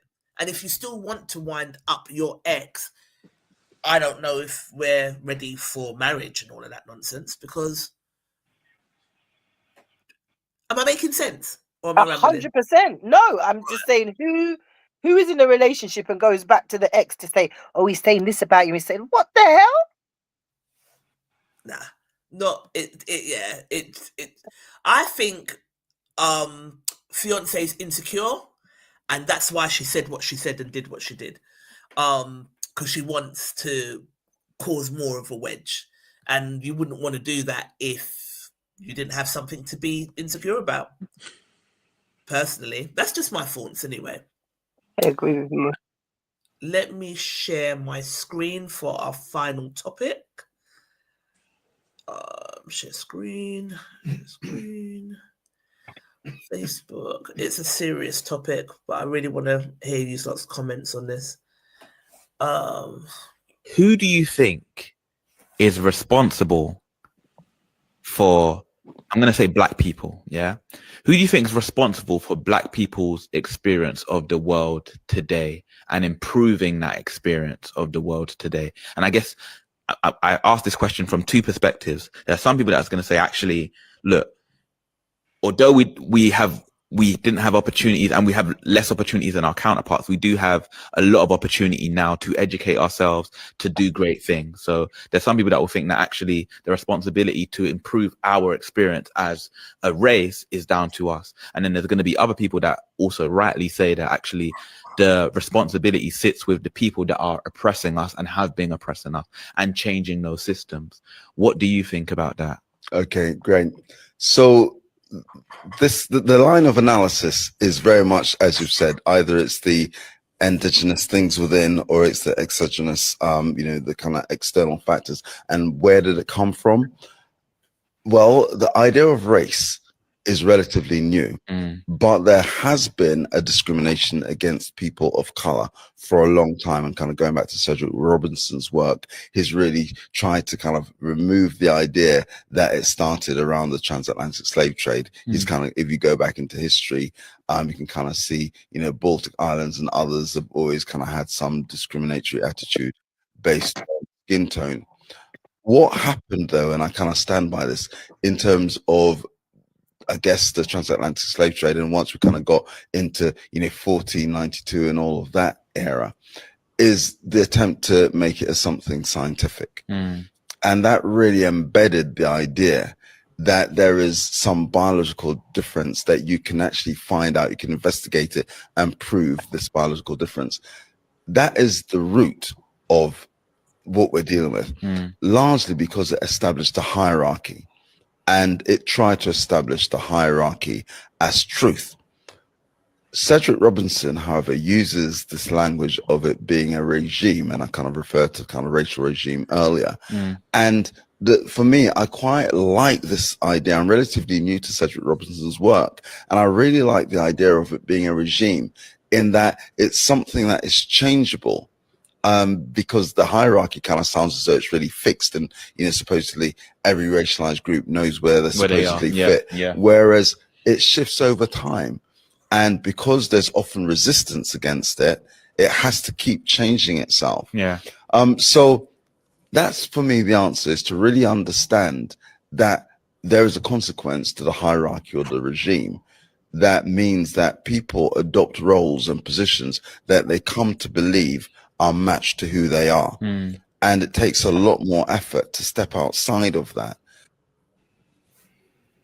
Okay. I'm here, but my camera's playing up, but I am here. I can hear you. Okay. Did you catch that? What do you think?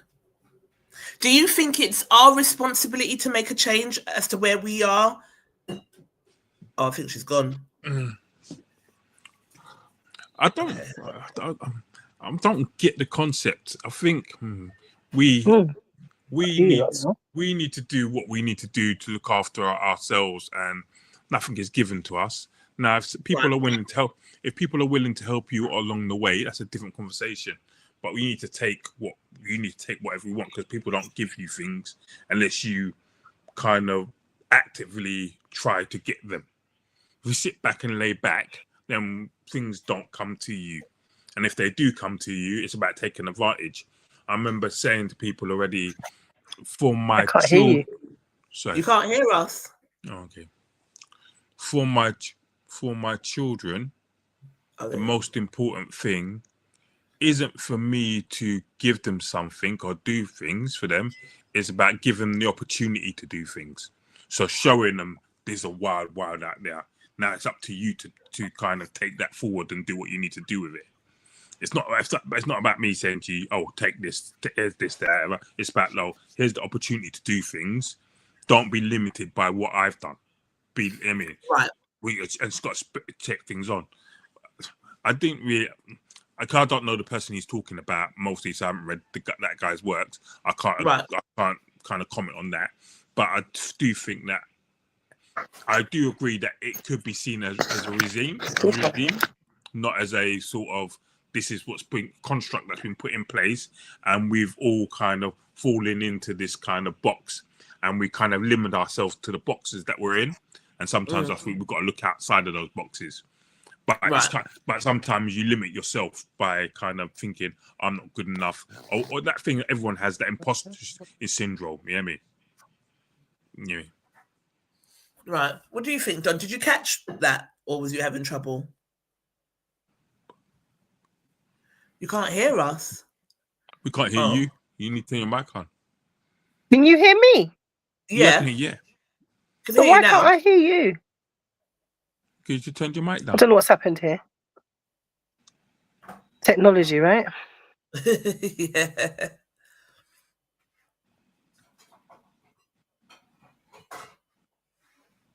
Bless to you as well.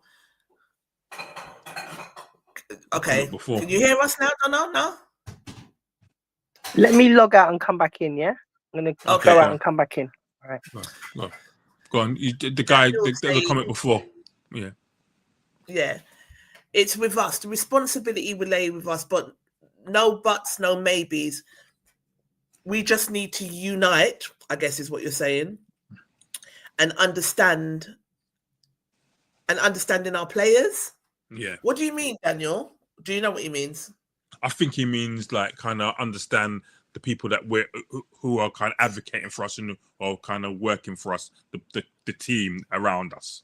That's what I think he means. Maybe I don't understand all the game, but like I said, I think sometimes we look at things. I mean, and that's a bit like what you lot do with Black Excellence, where you're trying to bring people together to develop something. So that's something you lot are doing to kind of for the community. Now, I think lots of things that we do as a whole are quite individual. So, and then it's not, then it doesn't grow because it's kind of about you. And a lot of, I think I've said this to someone before about, when something relies on you to make it work, it hasn't got a good stable kind of base, because if you fall out or you stop work on it, then it's not the same quality. We need to have a team, and obviously we need to get like-minded people together to make that team, to make it work for Black people as a whole. And then again, as I said before, then we got people that believe that are our leaders or so-called leaders that don't represent me. I just don't feel represent me wholly, because I don't think they're working for me. I think they're working for themselves. Right. Mm. What do you mean? Why do you think it's just? I remember. I know you don't like people calling names on the show, but I remember I went to a conference one time with Lee Jasper, and he was. Oh no, I mean personal people. We don't want we don't want to have to throw hands. That's all. Yeah. But go on. I went to conference, and I just thought, brother, you don't represent me. Like he just, I don't mean maybe a cool guy, and I just thought. That you don't represent me. There was another guy that works in sexual health in South London. I'm not going to mention his name, but he one time was at a meeting with him one day. I was like, brother, he talking about terrorism and we're not going to use pirate radio stations because what did he say? They're funded by, not funded, some of the money goes to terrorism. Like, no, it don't. I was like, that money goes into certain man's pockets. Yeah, like Christian Louboutin's pockets. Where that money goes. Oh, so that's what I said. So sometimes I don't think certain people represent that our lead, that so-called put forward as our leaders, don't represent me. I don't agree with what they say and nothing like that. I remember actually, a person I've changed my opinion on. It didn't represent. I hated him when he was in government. Kwasi Kwarteng. I couldn't stand him. I thought he was a fool. Okay. When I see him now on GMTV, I'm like, this brother chatting sense. Like when you was in power for how many years, you were chatting bare foolishness. But now you're Right. like you're not towing the party line. Now you're chatting sense. And that's the point. If they've got to toe the party line, then they're not really allowed. And so Donna, you someone who's run in politics and all of that. Do you think that you're able to be your authentic self and make a change in No, politics? it's impossible because, well, it's not impossible. No. It's not impossible, but the system will make it extremely difficult for independent grassroots voices who actually know what the people want, and not so much what the people want, but what the people are going through, to make it all the way to central government. They're not interested. I mean, I'm a complete small fry. Look at Natalie Campbell in her bid for London Mayor last year. You know, an exceptional woman. Might don't agree with all of her politics, but an exceptional black woman. And I think there will be more independent thinkers. I think for too long we've had this two-horse political race. And so when we think of politics, we tend to think, well, we say free, but No. With reform, free now, yeah. well, yeah, and you know what? I know this is not what the original post was about, but I've been saying for years that what has happened in terms of right-wing emergence or re-emergence, it was going to happen because the ordinary man and woman in the street feels this way. Feels that they haven't had a voice, that they've not been heard, that politicians have been doing what politicians want to do at Westminster, but the things that concern them and happen to them locally, nobody's interested. So when this happens and the majority of people feel, unheard, you get this kind of right-wing propaganda that suits the majority of the unread and the, not the 360 thinkers. They're just going to go for what they see. So where we are it was coming a long time, because for a long time people have not been listening to the average man and woman in the street and what is hitting their pocket, what's affecting their children and their ability to live. So we are where we are. So going back to the original question, then I guess it's our responsibility to make a change for our race, not anybody else. No, but I've said this. I've said Superman, Superwoman, Wonder Girl, they're not coming to save us. And I think the days of, we no longer have yes, we are affected by racism. So I'm 51. And if you look at my CV, right, and then you look at my white female peers, I am head and shoulders above them. But will I get the same work or opportunities as them? No. And that's because not just because I'm black, it's the type of black person that I am that they don't want, right? They want the head nodders and and I'm not that chick. And at this age, I'm not going to, So I always talk about, when on my platforms, I always talk about self-directed learning. And this is my problem with our community, because not everybody wants to learn, right? They don't want to have self-directed learning.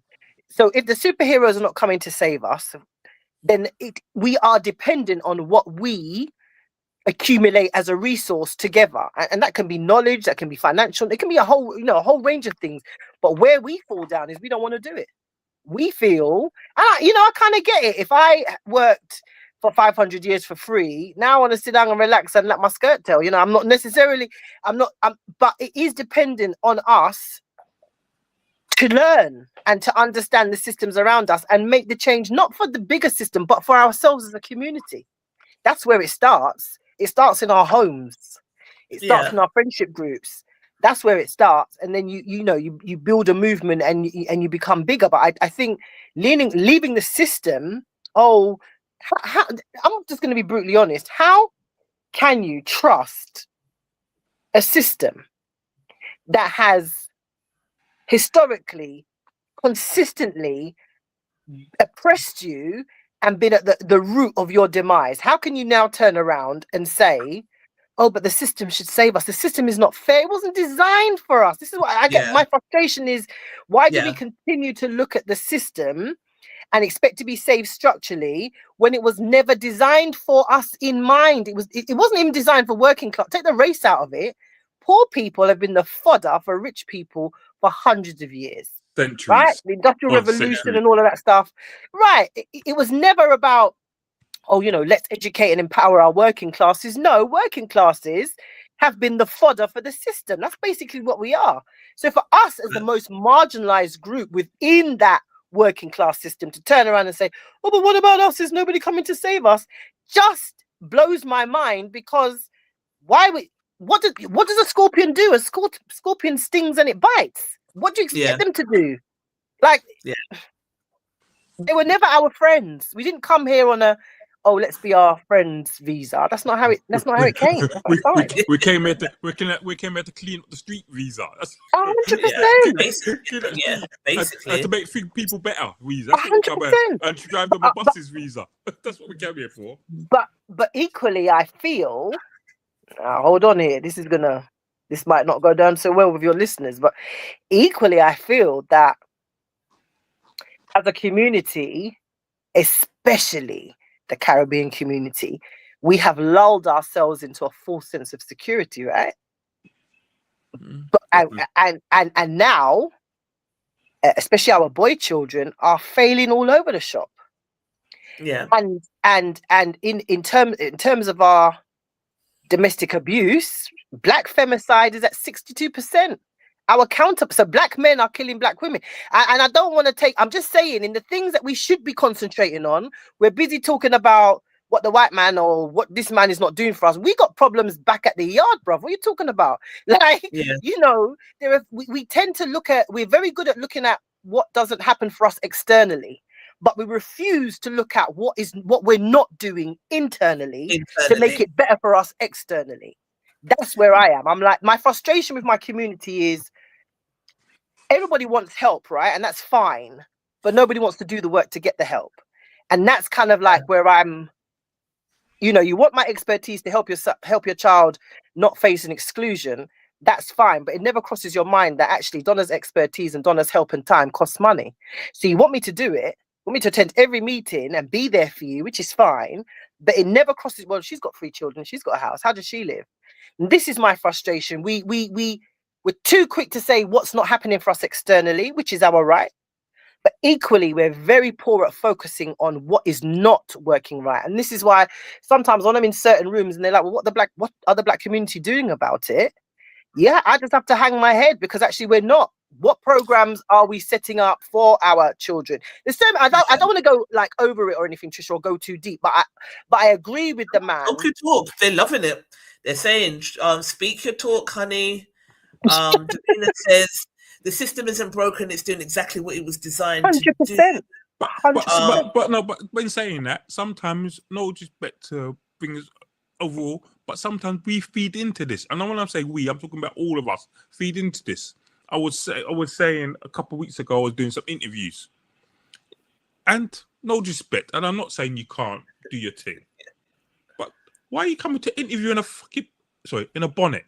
Like, what the hell? No way. Like, and for you to swear, because Gary don't swear. They came to an interview in a bonnet. Yeah, and like these old things, and it's kind of like genie. Like, what the? Like, do you know what? Her job advisor said you have to go for for interviews. You have to show me that you've been for interviews. No, but it wasn't a job. It wasn't a job that was like a 20 grand job. It's like 40 odd grand job. So it's a decent level job. So you come like you got through to interview and you turn up in a bonnet. Come on, bonnet. Like, sadly, I agree with Gary. Like this. Help yourself. Help me to help you. Yeah. We don't take it seriously. I feel strongly and then say, that I was really qualified, but they didn't give me the job because you come like an idiot. Yeah. I feel that we've got ourselves into a position now, and I say this with my chest, and whoever wants to come for me, the postcode is in the comments, right?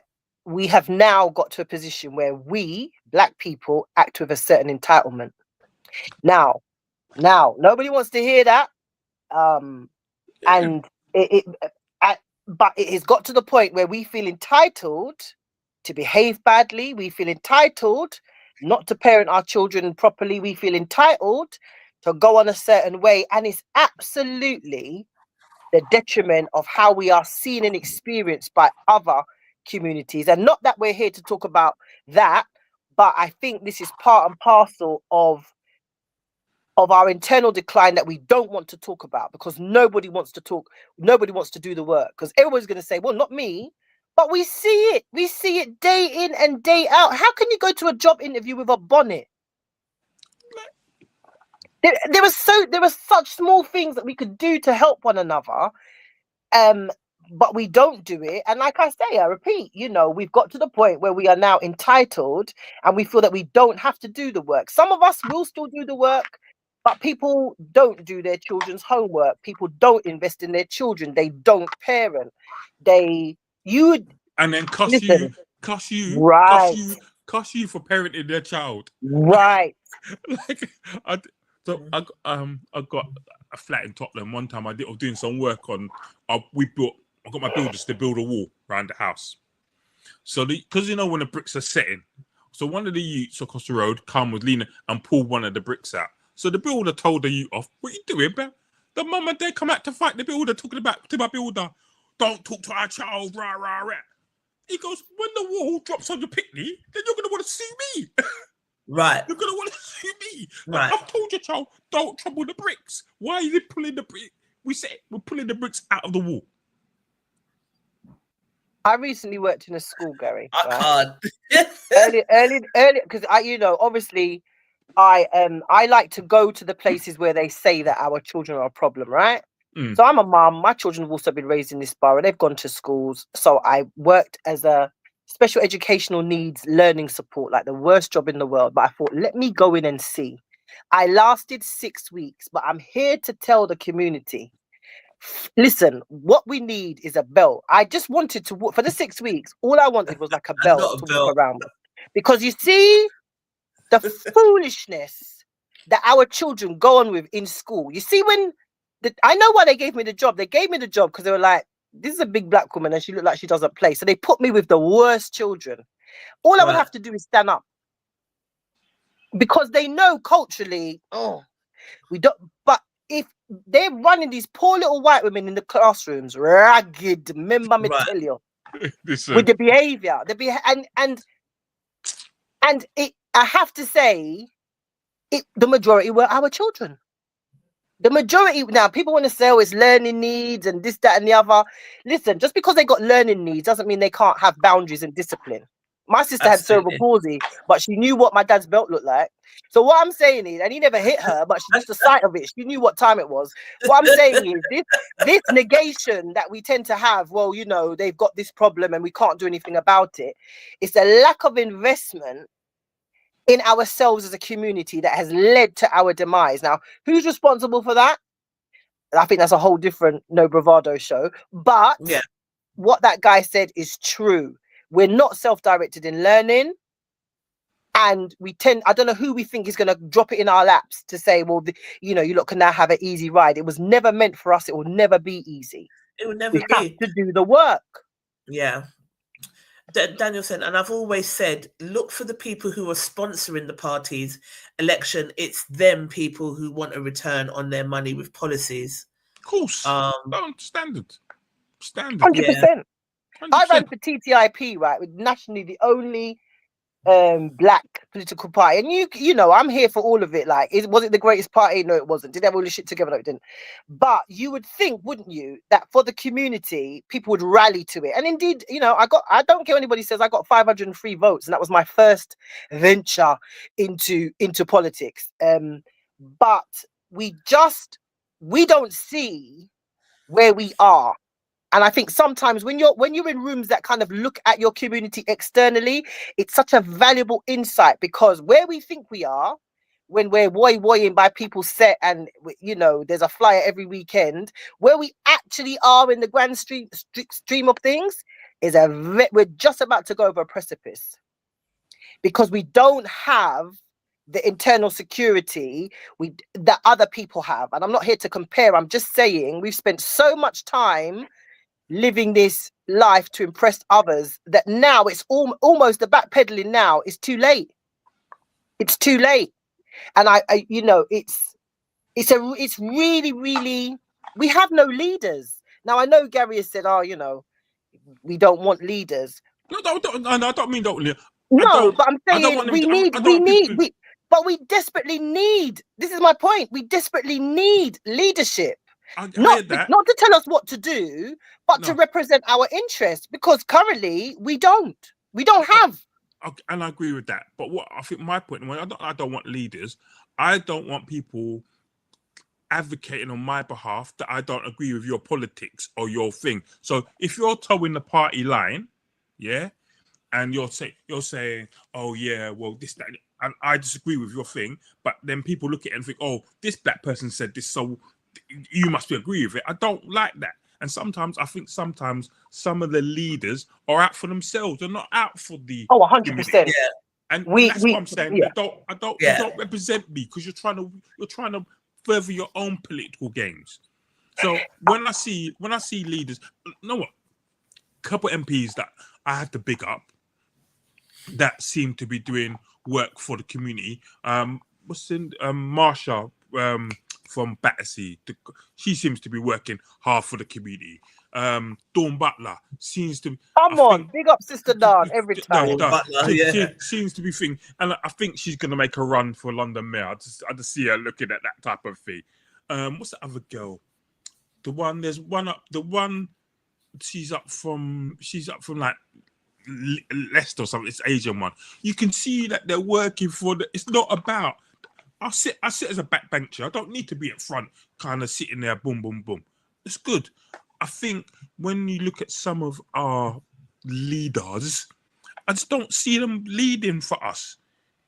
Or they're swinging around in the wind when someone shouts at them too loud, or their donors start giving them some extra money. They want to change. No, I can't hear you. Work for the community. I had an experience recently that I'd like to share. I went to, so obviously I am going to run again, but not anytime soon. I want to finish, you know this, Trisha, I've told you, I want to finish my master's first.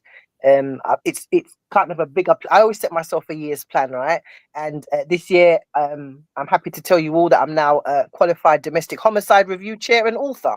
So I also did that whilst doing my master's. It's a really big appointment because it means when somebody dies because of domestic abuse, the Home Office convene a panel, a multi-agency, and I now am now qualified to lead that. And that's really important for us because when we die, often it is people that are not from our community who ascribe certain things to us, even in death. Right, they don't understand.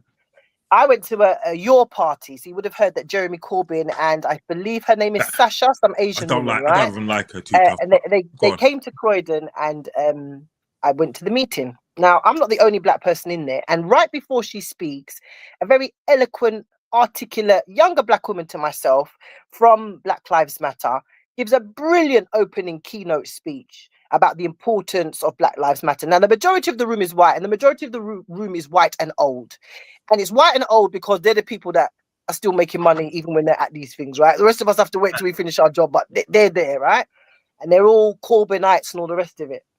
And Sasha, Asian woman, who's looking for people with the acumen to run for their party as councillors, as MPs in the coming up elections, gets up and talks about genocide. And she talks about genocide, and she's talking about Palestine, and she's talking about Palestine, and she's talking about Palestine.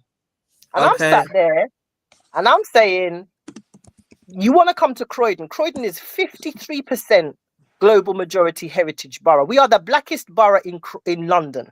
Really? Yeah. Okay. Yeah. Bun, Lambeth and Hackney, we have the most black people of any other borough. That's 32 boroughs across London.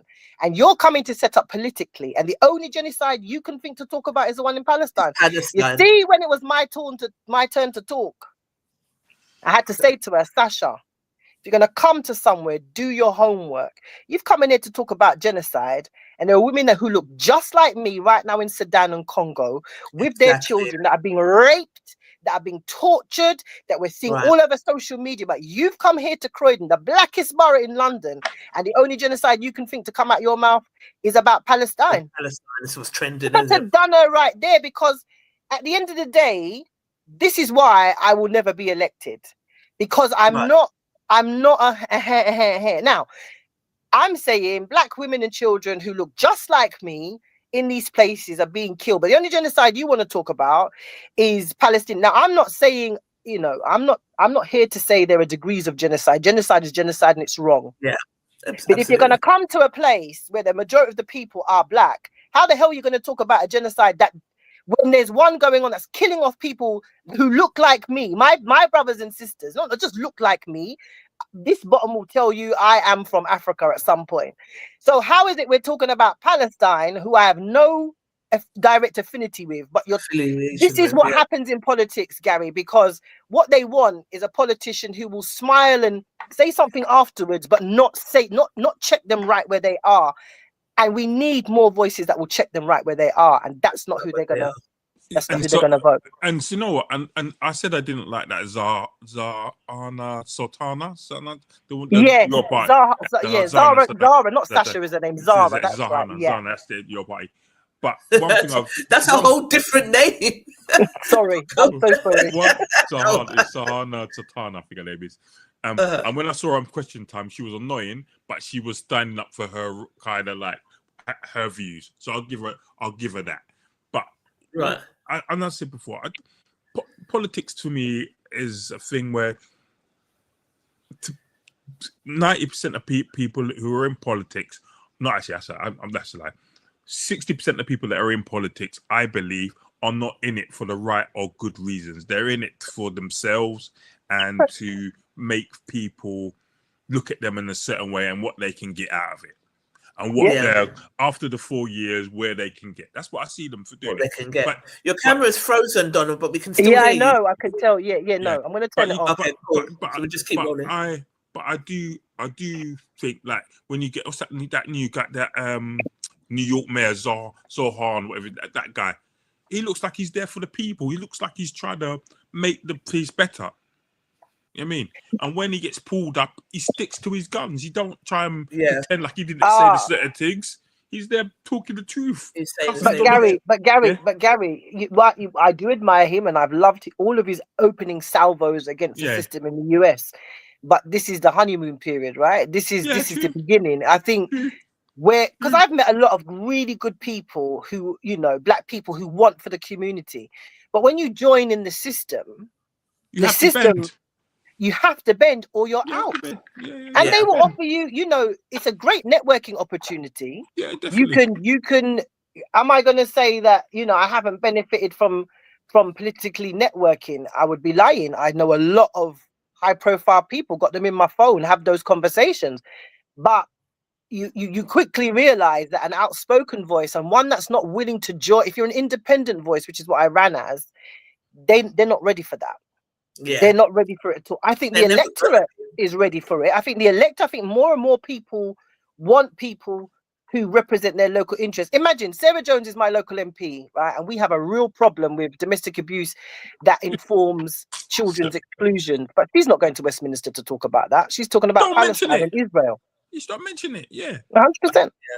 And so this is why I say to people, if I was going to be into politics, and it sounds, I know I'm limiting myself, I wouldn't want to be an MP. I'd be a councillor in my local council, because that's where I feel you can make a difference in your community. When you're even MP, then, I hear you. You've got to have enough of you to kind of take over the council to be able to get things in. When I look at Croydon and look how much debt Croydon's in, I'm like, when I walk past Croydon and go to the gift centre and see how that match up, and Taylor Swift filming videos in there, I mean, doing things like that, like the council, this is by design. This is by design, shutting down libraries. And it makes sense because it's 53% black from what Donna's saying. So 100%. It is by design. But it also lets you know things like when I got into politics, I found out things that I didn't know. I didn't know that consistently for the last 14 years, because we are considered an outer London borough, even though we have inner London complexities. Yeah. We are funded millions of pounds less than our counterparts in Southwark and Lambeth. Yeah. But Oh, yet wow. we have the largest amount of young people. We have the largest amount of young people in care, right? So we are going to have those contextual issues with young people and knife crime and all of that stuff. Yet we are funded tens of millions less than Lambeth and Southwark. So it is intentional. I Right. really do take Gary's point that where there's the is. largest amount of black people, let's just run it down to the ground, Yeah. and then move us all out to Hastings, and then we can bring in, Yeah. And They but, will but that's justify it and but do no, what but they Yes. no, but that's happened. That happens across the whole of London. It started in Brixton, and it went to Streatham, and then it's gone to Croydon. And it's There's just no Yeah. gentrification of Croydon. Yeah. Where is the It will It's be. Croydon's coming. a jungle. It's coming. It's coming. Oh, yeah. It'll come. Listen. I was telling people recently, like I went West Croydon recently, and no disrespect, I know it's your area. Place is dire. It's a dump. It's like literally, I'm like, who lives right here? And then your big main shopping centers down the bottom of that road, and you think to yourself, it's a derelict. Like Wood Green is the shopping center, right? It makes Wood Green shopping center look like Westfield. Dubai. No, the Dubai Mall. It's Marina Mall. Oh Look, no! Marina Mall. Oh no! Oh no! Davina's saying we've got 3 minutes until we Go ahead. end. Davina's sorry. saying, can we have Donna on more than once a month, please? So, what say you, Donna? That's your truck.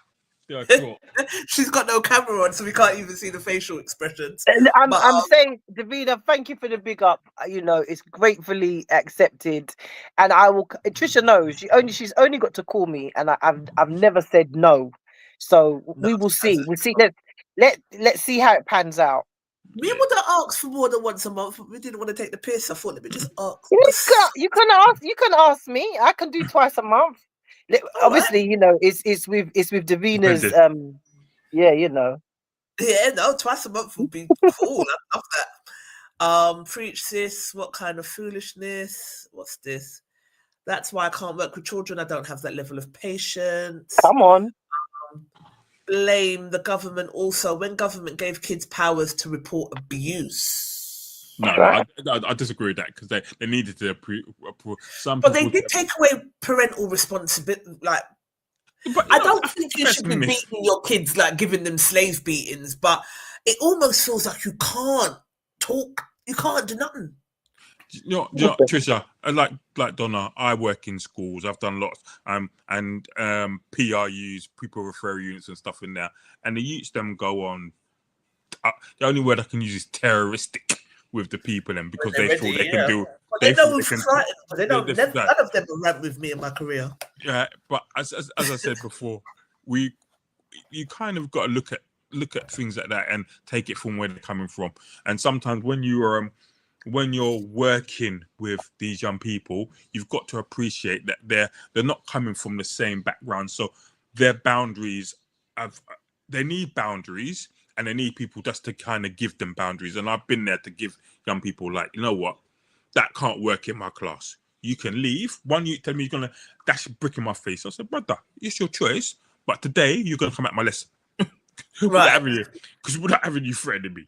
Yeah, when you get outside, I'm gonna brick your face. But come at the lesson. You can do what you want to do outside, but recognize that I'm gonna defend myself if that happens.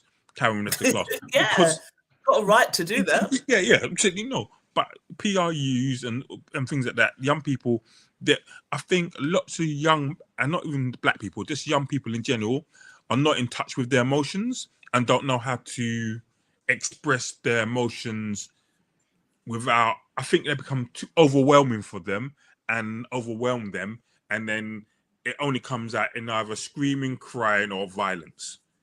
That's the kind of thing That's can't really interesting because express themselves. That's a real interesting point because across all of the sessions that we've done in terms of No Bravado, it's come up quite often that our generation wasn't taught how to love self and all of the rest of it. And it seems like it's still trickling down in terms of teaching youth about emotional intelligence and I don't think connecting with self and they may love. know it, but they can't express it because, like, sometimes If no one teaches you, then how do you know? If you could go somewhere. I mean, I've been out. I took a group of young people out one time, and it was a really nice group. We went to this thing, and basically, one of the young people was put on the jumbo screen. Okay. And they're about 12 at time, 12, 13 at the time, and they were, Gary, I'm getting hot, and I thought, but I think she didn't realize that she was embarrassed, but she did all she felt, but she didn't know how to express it. It was really cute, but yeah, it was just I don't know. I think I'm gonna sick. I'm gonna die. Like kind of like anxiety type thing. And it was like, no, calm down. You're all right. It's just you're embarrassed because the whole stadium's looking at you. You're on screen, right? And so it's that. And if you're not taught certain things and be able to kind of navigate certain things, it stresses you out. And then you break it out. It turns into violence. It turns into anger. It turns into pain. That's what things you need to be able to kind of get it out somehow. I hear what Gary's saying, but my response to that is when we came here nearly 80 years ago, our expectation that the state was going, the state were going to raise children wasn't one that our parents held. I think we've now got to the position where the expectation, because all of the things that you said, Gary, and you're quite right in what you said, Trisha, is that these things are taught, right? Right. And so if you're in a house, if you're in a home that doesn't mirror emotional intelligence, doesn't mirror a differentiation in communication, doesn't mirror all of these things that you need to navigate life, then you don't have like a wide version of socialization. It's really important that children go out and see the world in different spaces, and that doesn't cost money. I went in the summer, I took my youngest to the British Museum for the day, and he chose it. And the amount of white children, maybe they're foreign, that are in there with their parents, looking at things, learning, like they're on the tours, compared to, and this is free, right? All you have to do is a bit like one of those free Eventbrite things. You just book the tickets, but it's free. I just think, going back to the original point, I just think that we talk about, oh, it's unfair and they're all racist, but again, we don't do anything to help our children, and we don't do enough to help our children, and we don't do enough to invest in ourselves, and that's something that only we can do something about. But Donna, and that's exactly the same point that kind of what I was making about the woman about buying the bra. You can't be vexed with something that you took too long to do. If you want to take your child to the museum, take them to the museum. Don't just say, oh, we need to go to the museum one day over some holidays. Don't need to go to someone. You can go. It's open 7 days a week. Go to the. I can't tell you how many times my daughter's been to the Natural History Museum and the Science Museum and the V&A. That's what you do. Yeah. Take them. It's tree. Make a trip and go to Liverpool and let your children visit the Slavery Museum. Like, there are things that we can do that are within our grasp. Instead of taking them to sit down in grandma's house 3 weeks in Jamaica doing nothing, take the same money and go and book one travel lodge in Liverpool and do something. Like, this is, and I'm not saying this because I'm saying this because I have done this with my own children. Education is not about school. Most of your life you'll be educated outside of school. So if you're dependent on the state to educate you about everything you're supposed to know in life, that will never happen. Most of our education takes place outside of educational facilities. You learn from people, you read. But if we're not determined to do that, then please let us not complain when we are not in certain spaces, because if we're not prepared to do the work collectively, and also, can we just stop? What I want to say is this, and this is from the heart. I don't think there is an appreciation for those of us who do stick our heads above the parapet to talk on behalf of our community. I don't think there's enough appreciation from our own community for it. Now, I'm not saying we have to agree, and I hear what Gary's saying about, and I'm not going to call certain people's names. We won't all agree on everything, but I think we do. I don't necessarily like David Lammy, and what he talks about, but what it takes to be a black person in those spaces, just walking in. I think there needs to be an appreciation for what it takes to be in those spaces. No, but and an understanding that just like in your job, where you necessarily can't go out, the managing director, even though he's a big idiot, is the same way it is for politicians. One person can't go against the whole system. We might not agree with them, but also let us just respect the fact that they are there, because it takes a lot. And I say that as somebody who hopes to run again. When I woke up and found my repossession hearing printed out in this online vlog, may I tell you, it's a different level that these people will go to stop you from progressing or to be the voice of your people. Wow. When we come back and we talk about, I've experienced some different level racism. This is not Becky not taking me for the job and picking Lisa. This was private. Well, you think it's common. Court records are open to the public, right? yeah. My business in an online vlog was a different day for me when I realized, these people are prepared to go to. Okay, Serious. so that's what we're. Yeah, man, it's a serious thing. So when we hear about, now let me just finish. When you hear about Dawn Butler and what's her name, Diane Abbott, and they get these millions of messages, actually just take a little time to not just the system is racist, but what that feels like for them. Yeah. Definitely. That's why I keep saying to people, I say to people, I wouldn't be a politician because the background checks, and I've got too much skeletons in my closet to do that. Wow. Like, and it's not even, you can get ahead of, you've got a good PR person, you can get ahead of most of this stuff, but there's always one or two things that I've said or I've done that I've totally forgotten about that will come out of 30 They will years' come. I know why. Me, boy, the videos. I mean, it's. But encourage your children to go for it. It might not be something. That, and don't scare them with the whole, the things that will come out. I really want to see more younger Black children. My own son's doing A-level politics, and that blew me away. I think we were the generation of we weren't exactly helped by our parents, and the system was never going to help us, but where we can encourage younger Black people to participate in civic life, I think that's really important, because we're not going anywhere. Not all of us can go back to Africa or go back to the Caribbean. Some of us are going to be left here, and we're going to continue to have children here. So investing in where we are is really, really important. And we can do that by encouraging more young people to participate in civic life.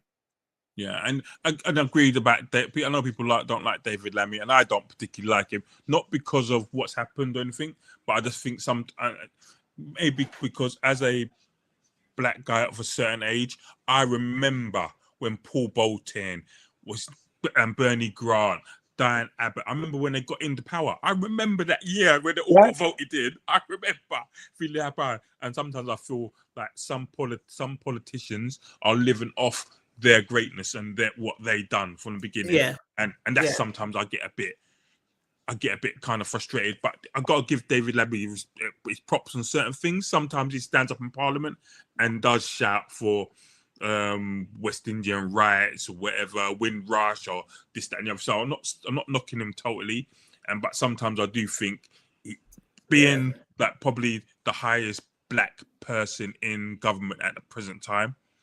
You mean he's got a responsibility. He's not just got a responsibility for the Black people in the UK. He's got a responsibility for the whole of the UK. So that's why you kind of got to give him allowance. Stuff. He's not there representing only Black people. He's representing the whole of the UK, and that's his job. Yeah, that's his job. Daniel is saying it's all part of the plan to run down Black areas to make it cheaper for whites to buy. Yeah. It's not whites. It's Asians. It's not whites. Asians are the largest private, commercial, and residential owning. Yes. Oh yes, yeah. It's not whites. And the phone is ringing. Daniel, the phone is ringing inside the house. It's not whites. Whites do not own as much as Asians. You go anywhere in London and you're more than likely, even if it's commercial property, your landlord will be an Asian person. Asian person. Yep. Okay, well, look at what the Lawrences are going through at the moment. Lawyers. Is it lawyers? No, yeah. but he said Lawrences. No, look. Oh, no, okay, yeah, all after. right, yeah, we Okay, couldn't see that bit. Yeah, It sorry, came back sorry. and so look at because you know, so look at what the Lawrences are going through at the moment. Anything to discredit people once they reach a certain level and are black. Right. We got a lot of trolls on YouTube today. I want to but I'm not gonna even bother reading that. He's not American like you ain't, right? Who's talking about Americans? I mean that's Cooper. that's talking about. They must be talking about Zo. What's his name? Zo, the guy who just won the American election. The New York mayor became New York. Yeah, they must be talking about that. Okay. Well, yeah, all right, whatever. Yeah, whatever, Cooper. Yeah, whatever, Cooper. Okay, Cooper. Anywho, I've just been ignoring them, but there's been a few like comments Listen, on you. Trisha, white supremacy is crumbling, right? The game is up, vicious. right? The game is up. They're breaking down all over the place. They're having their emotional moments. You have to leave them to have their little outbursts because they've realized and to fly their flags. This thing that they have subscribed to, the only thing they had, especially for the uneducated, they didn't even have education, so the only thing they could subscribe to that would make them feel better was their race and their so-called white supremacy, and that is falling down in front of everyone. So you have to feel sorry for them and leave them and give them and pray for them and give them grace. My dear. Right, with that said, we're 11 minutes over. It was a great show. It always is when you hop on, Don. So thanks to Davina, we might have you more. Ask Davina if she appear. Ask her that. Davina, you coughing up some moolah for come on, no, we're joking. But it was a lovely show. It was lovely. It was nice to be with you and Gary. It really was a good conversation. Nice to see you. Yeah, Nice to see you. How was Abu Dhabi? You enjoy it? I didn't go this year. I didn't go this year. Okay, cool. No, I didn't go this year. No, so, and I'm a bit. I know we're over time, but I'm a bit morally conflicted with that whole Dubai Abu Dhabi thing now. Now that there's more and more coming out about how they're funding the war in Congo and Sudan, and I'm just like, do I really? I'm kind of. You really want to get into all of that now? I didn't know they were doing it. Brilliant show tonight. Thank you, Davina. Thank you, Davina. Thanks for all your contributions. It's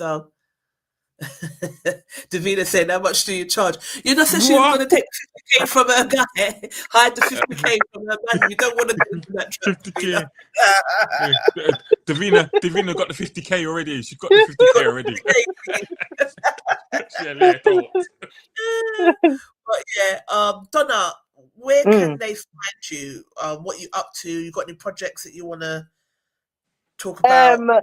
I'm just out here trying to, make it.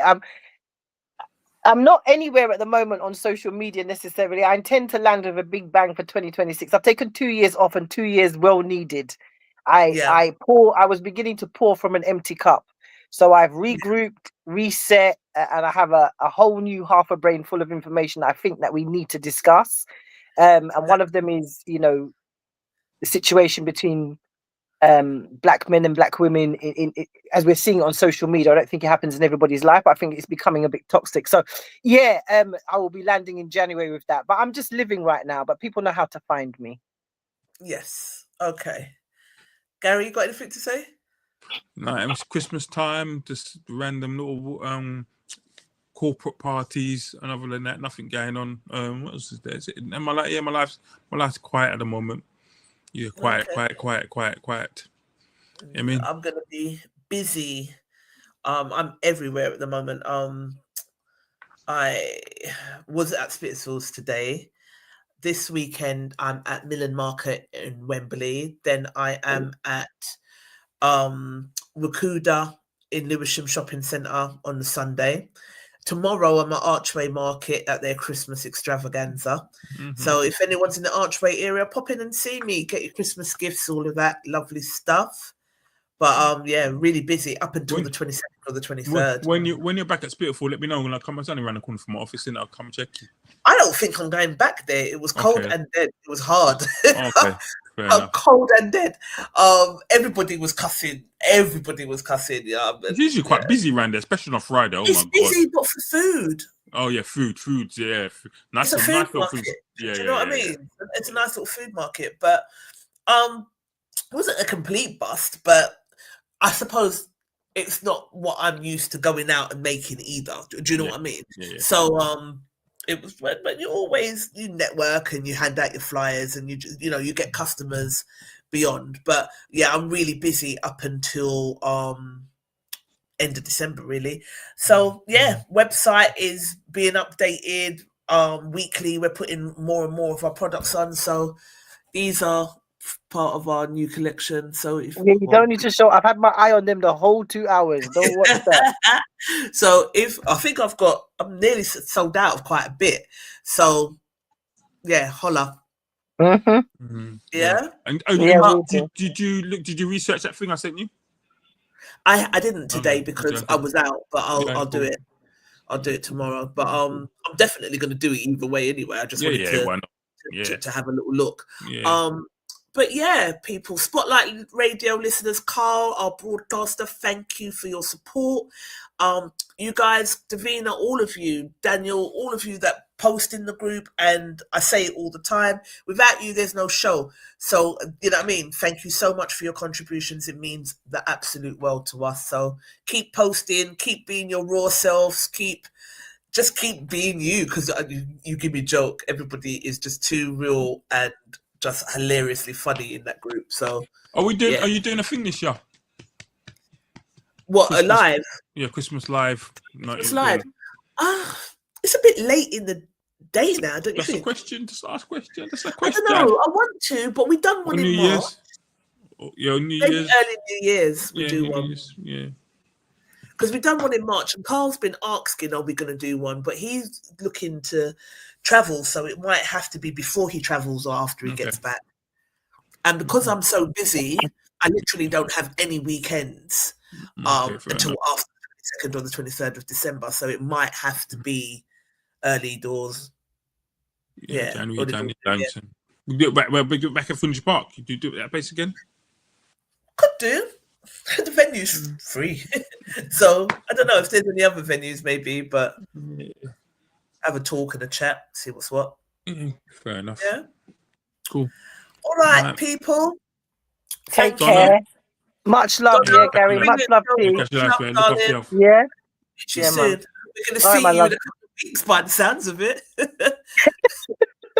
Definitely. Take care, my What love. do you say bye? Gary just cuts off. If you say bye to Gary Yeah. on the phone, Yeah. you just cut you off. And if you Lord Jesus. if you forget to say, he's already and he's mastered it online as well. So yeah. Anyway, but I'll speak to you in a week. Yeah. Yeah. All right, my darling. You take All right, care. Sugar Plum. All right, Thanks for babe. today. Bye-bye.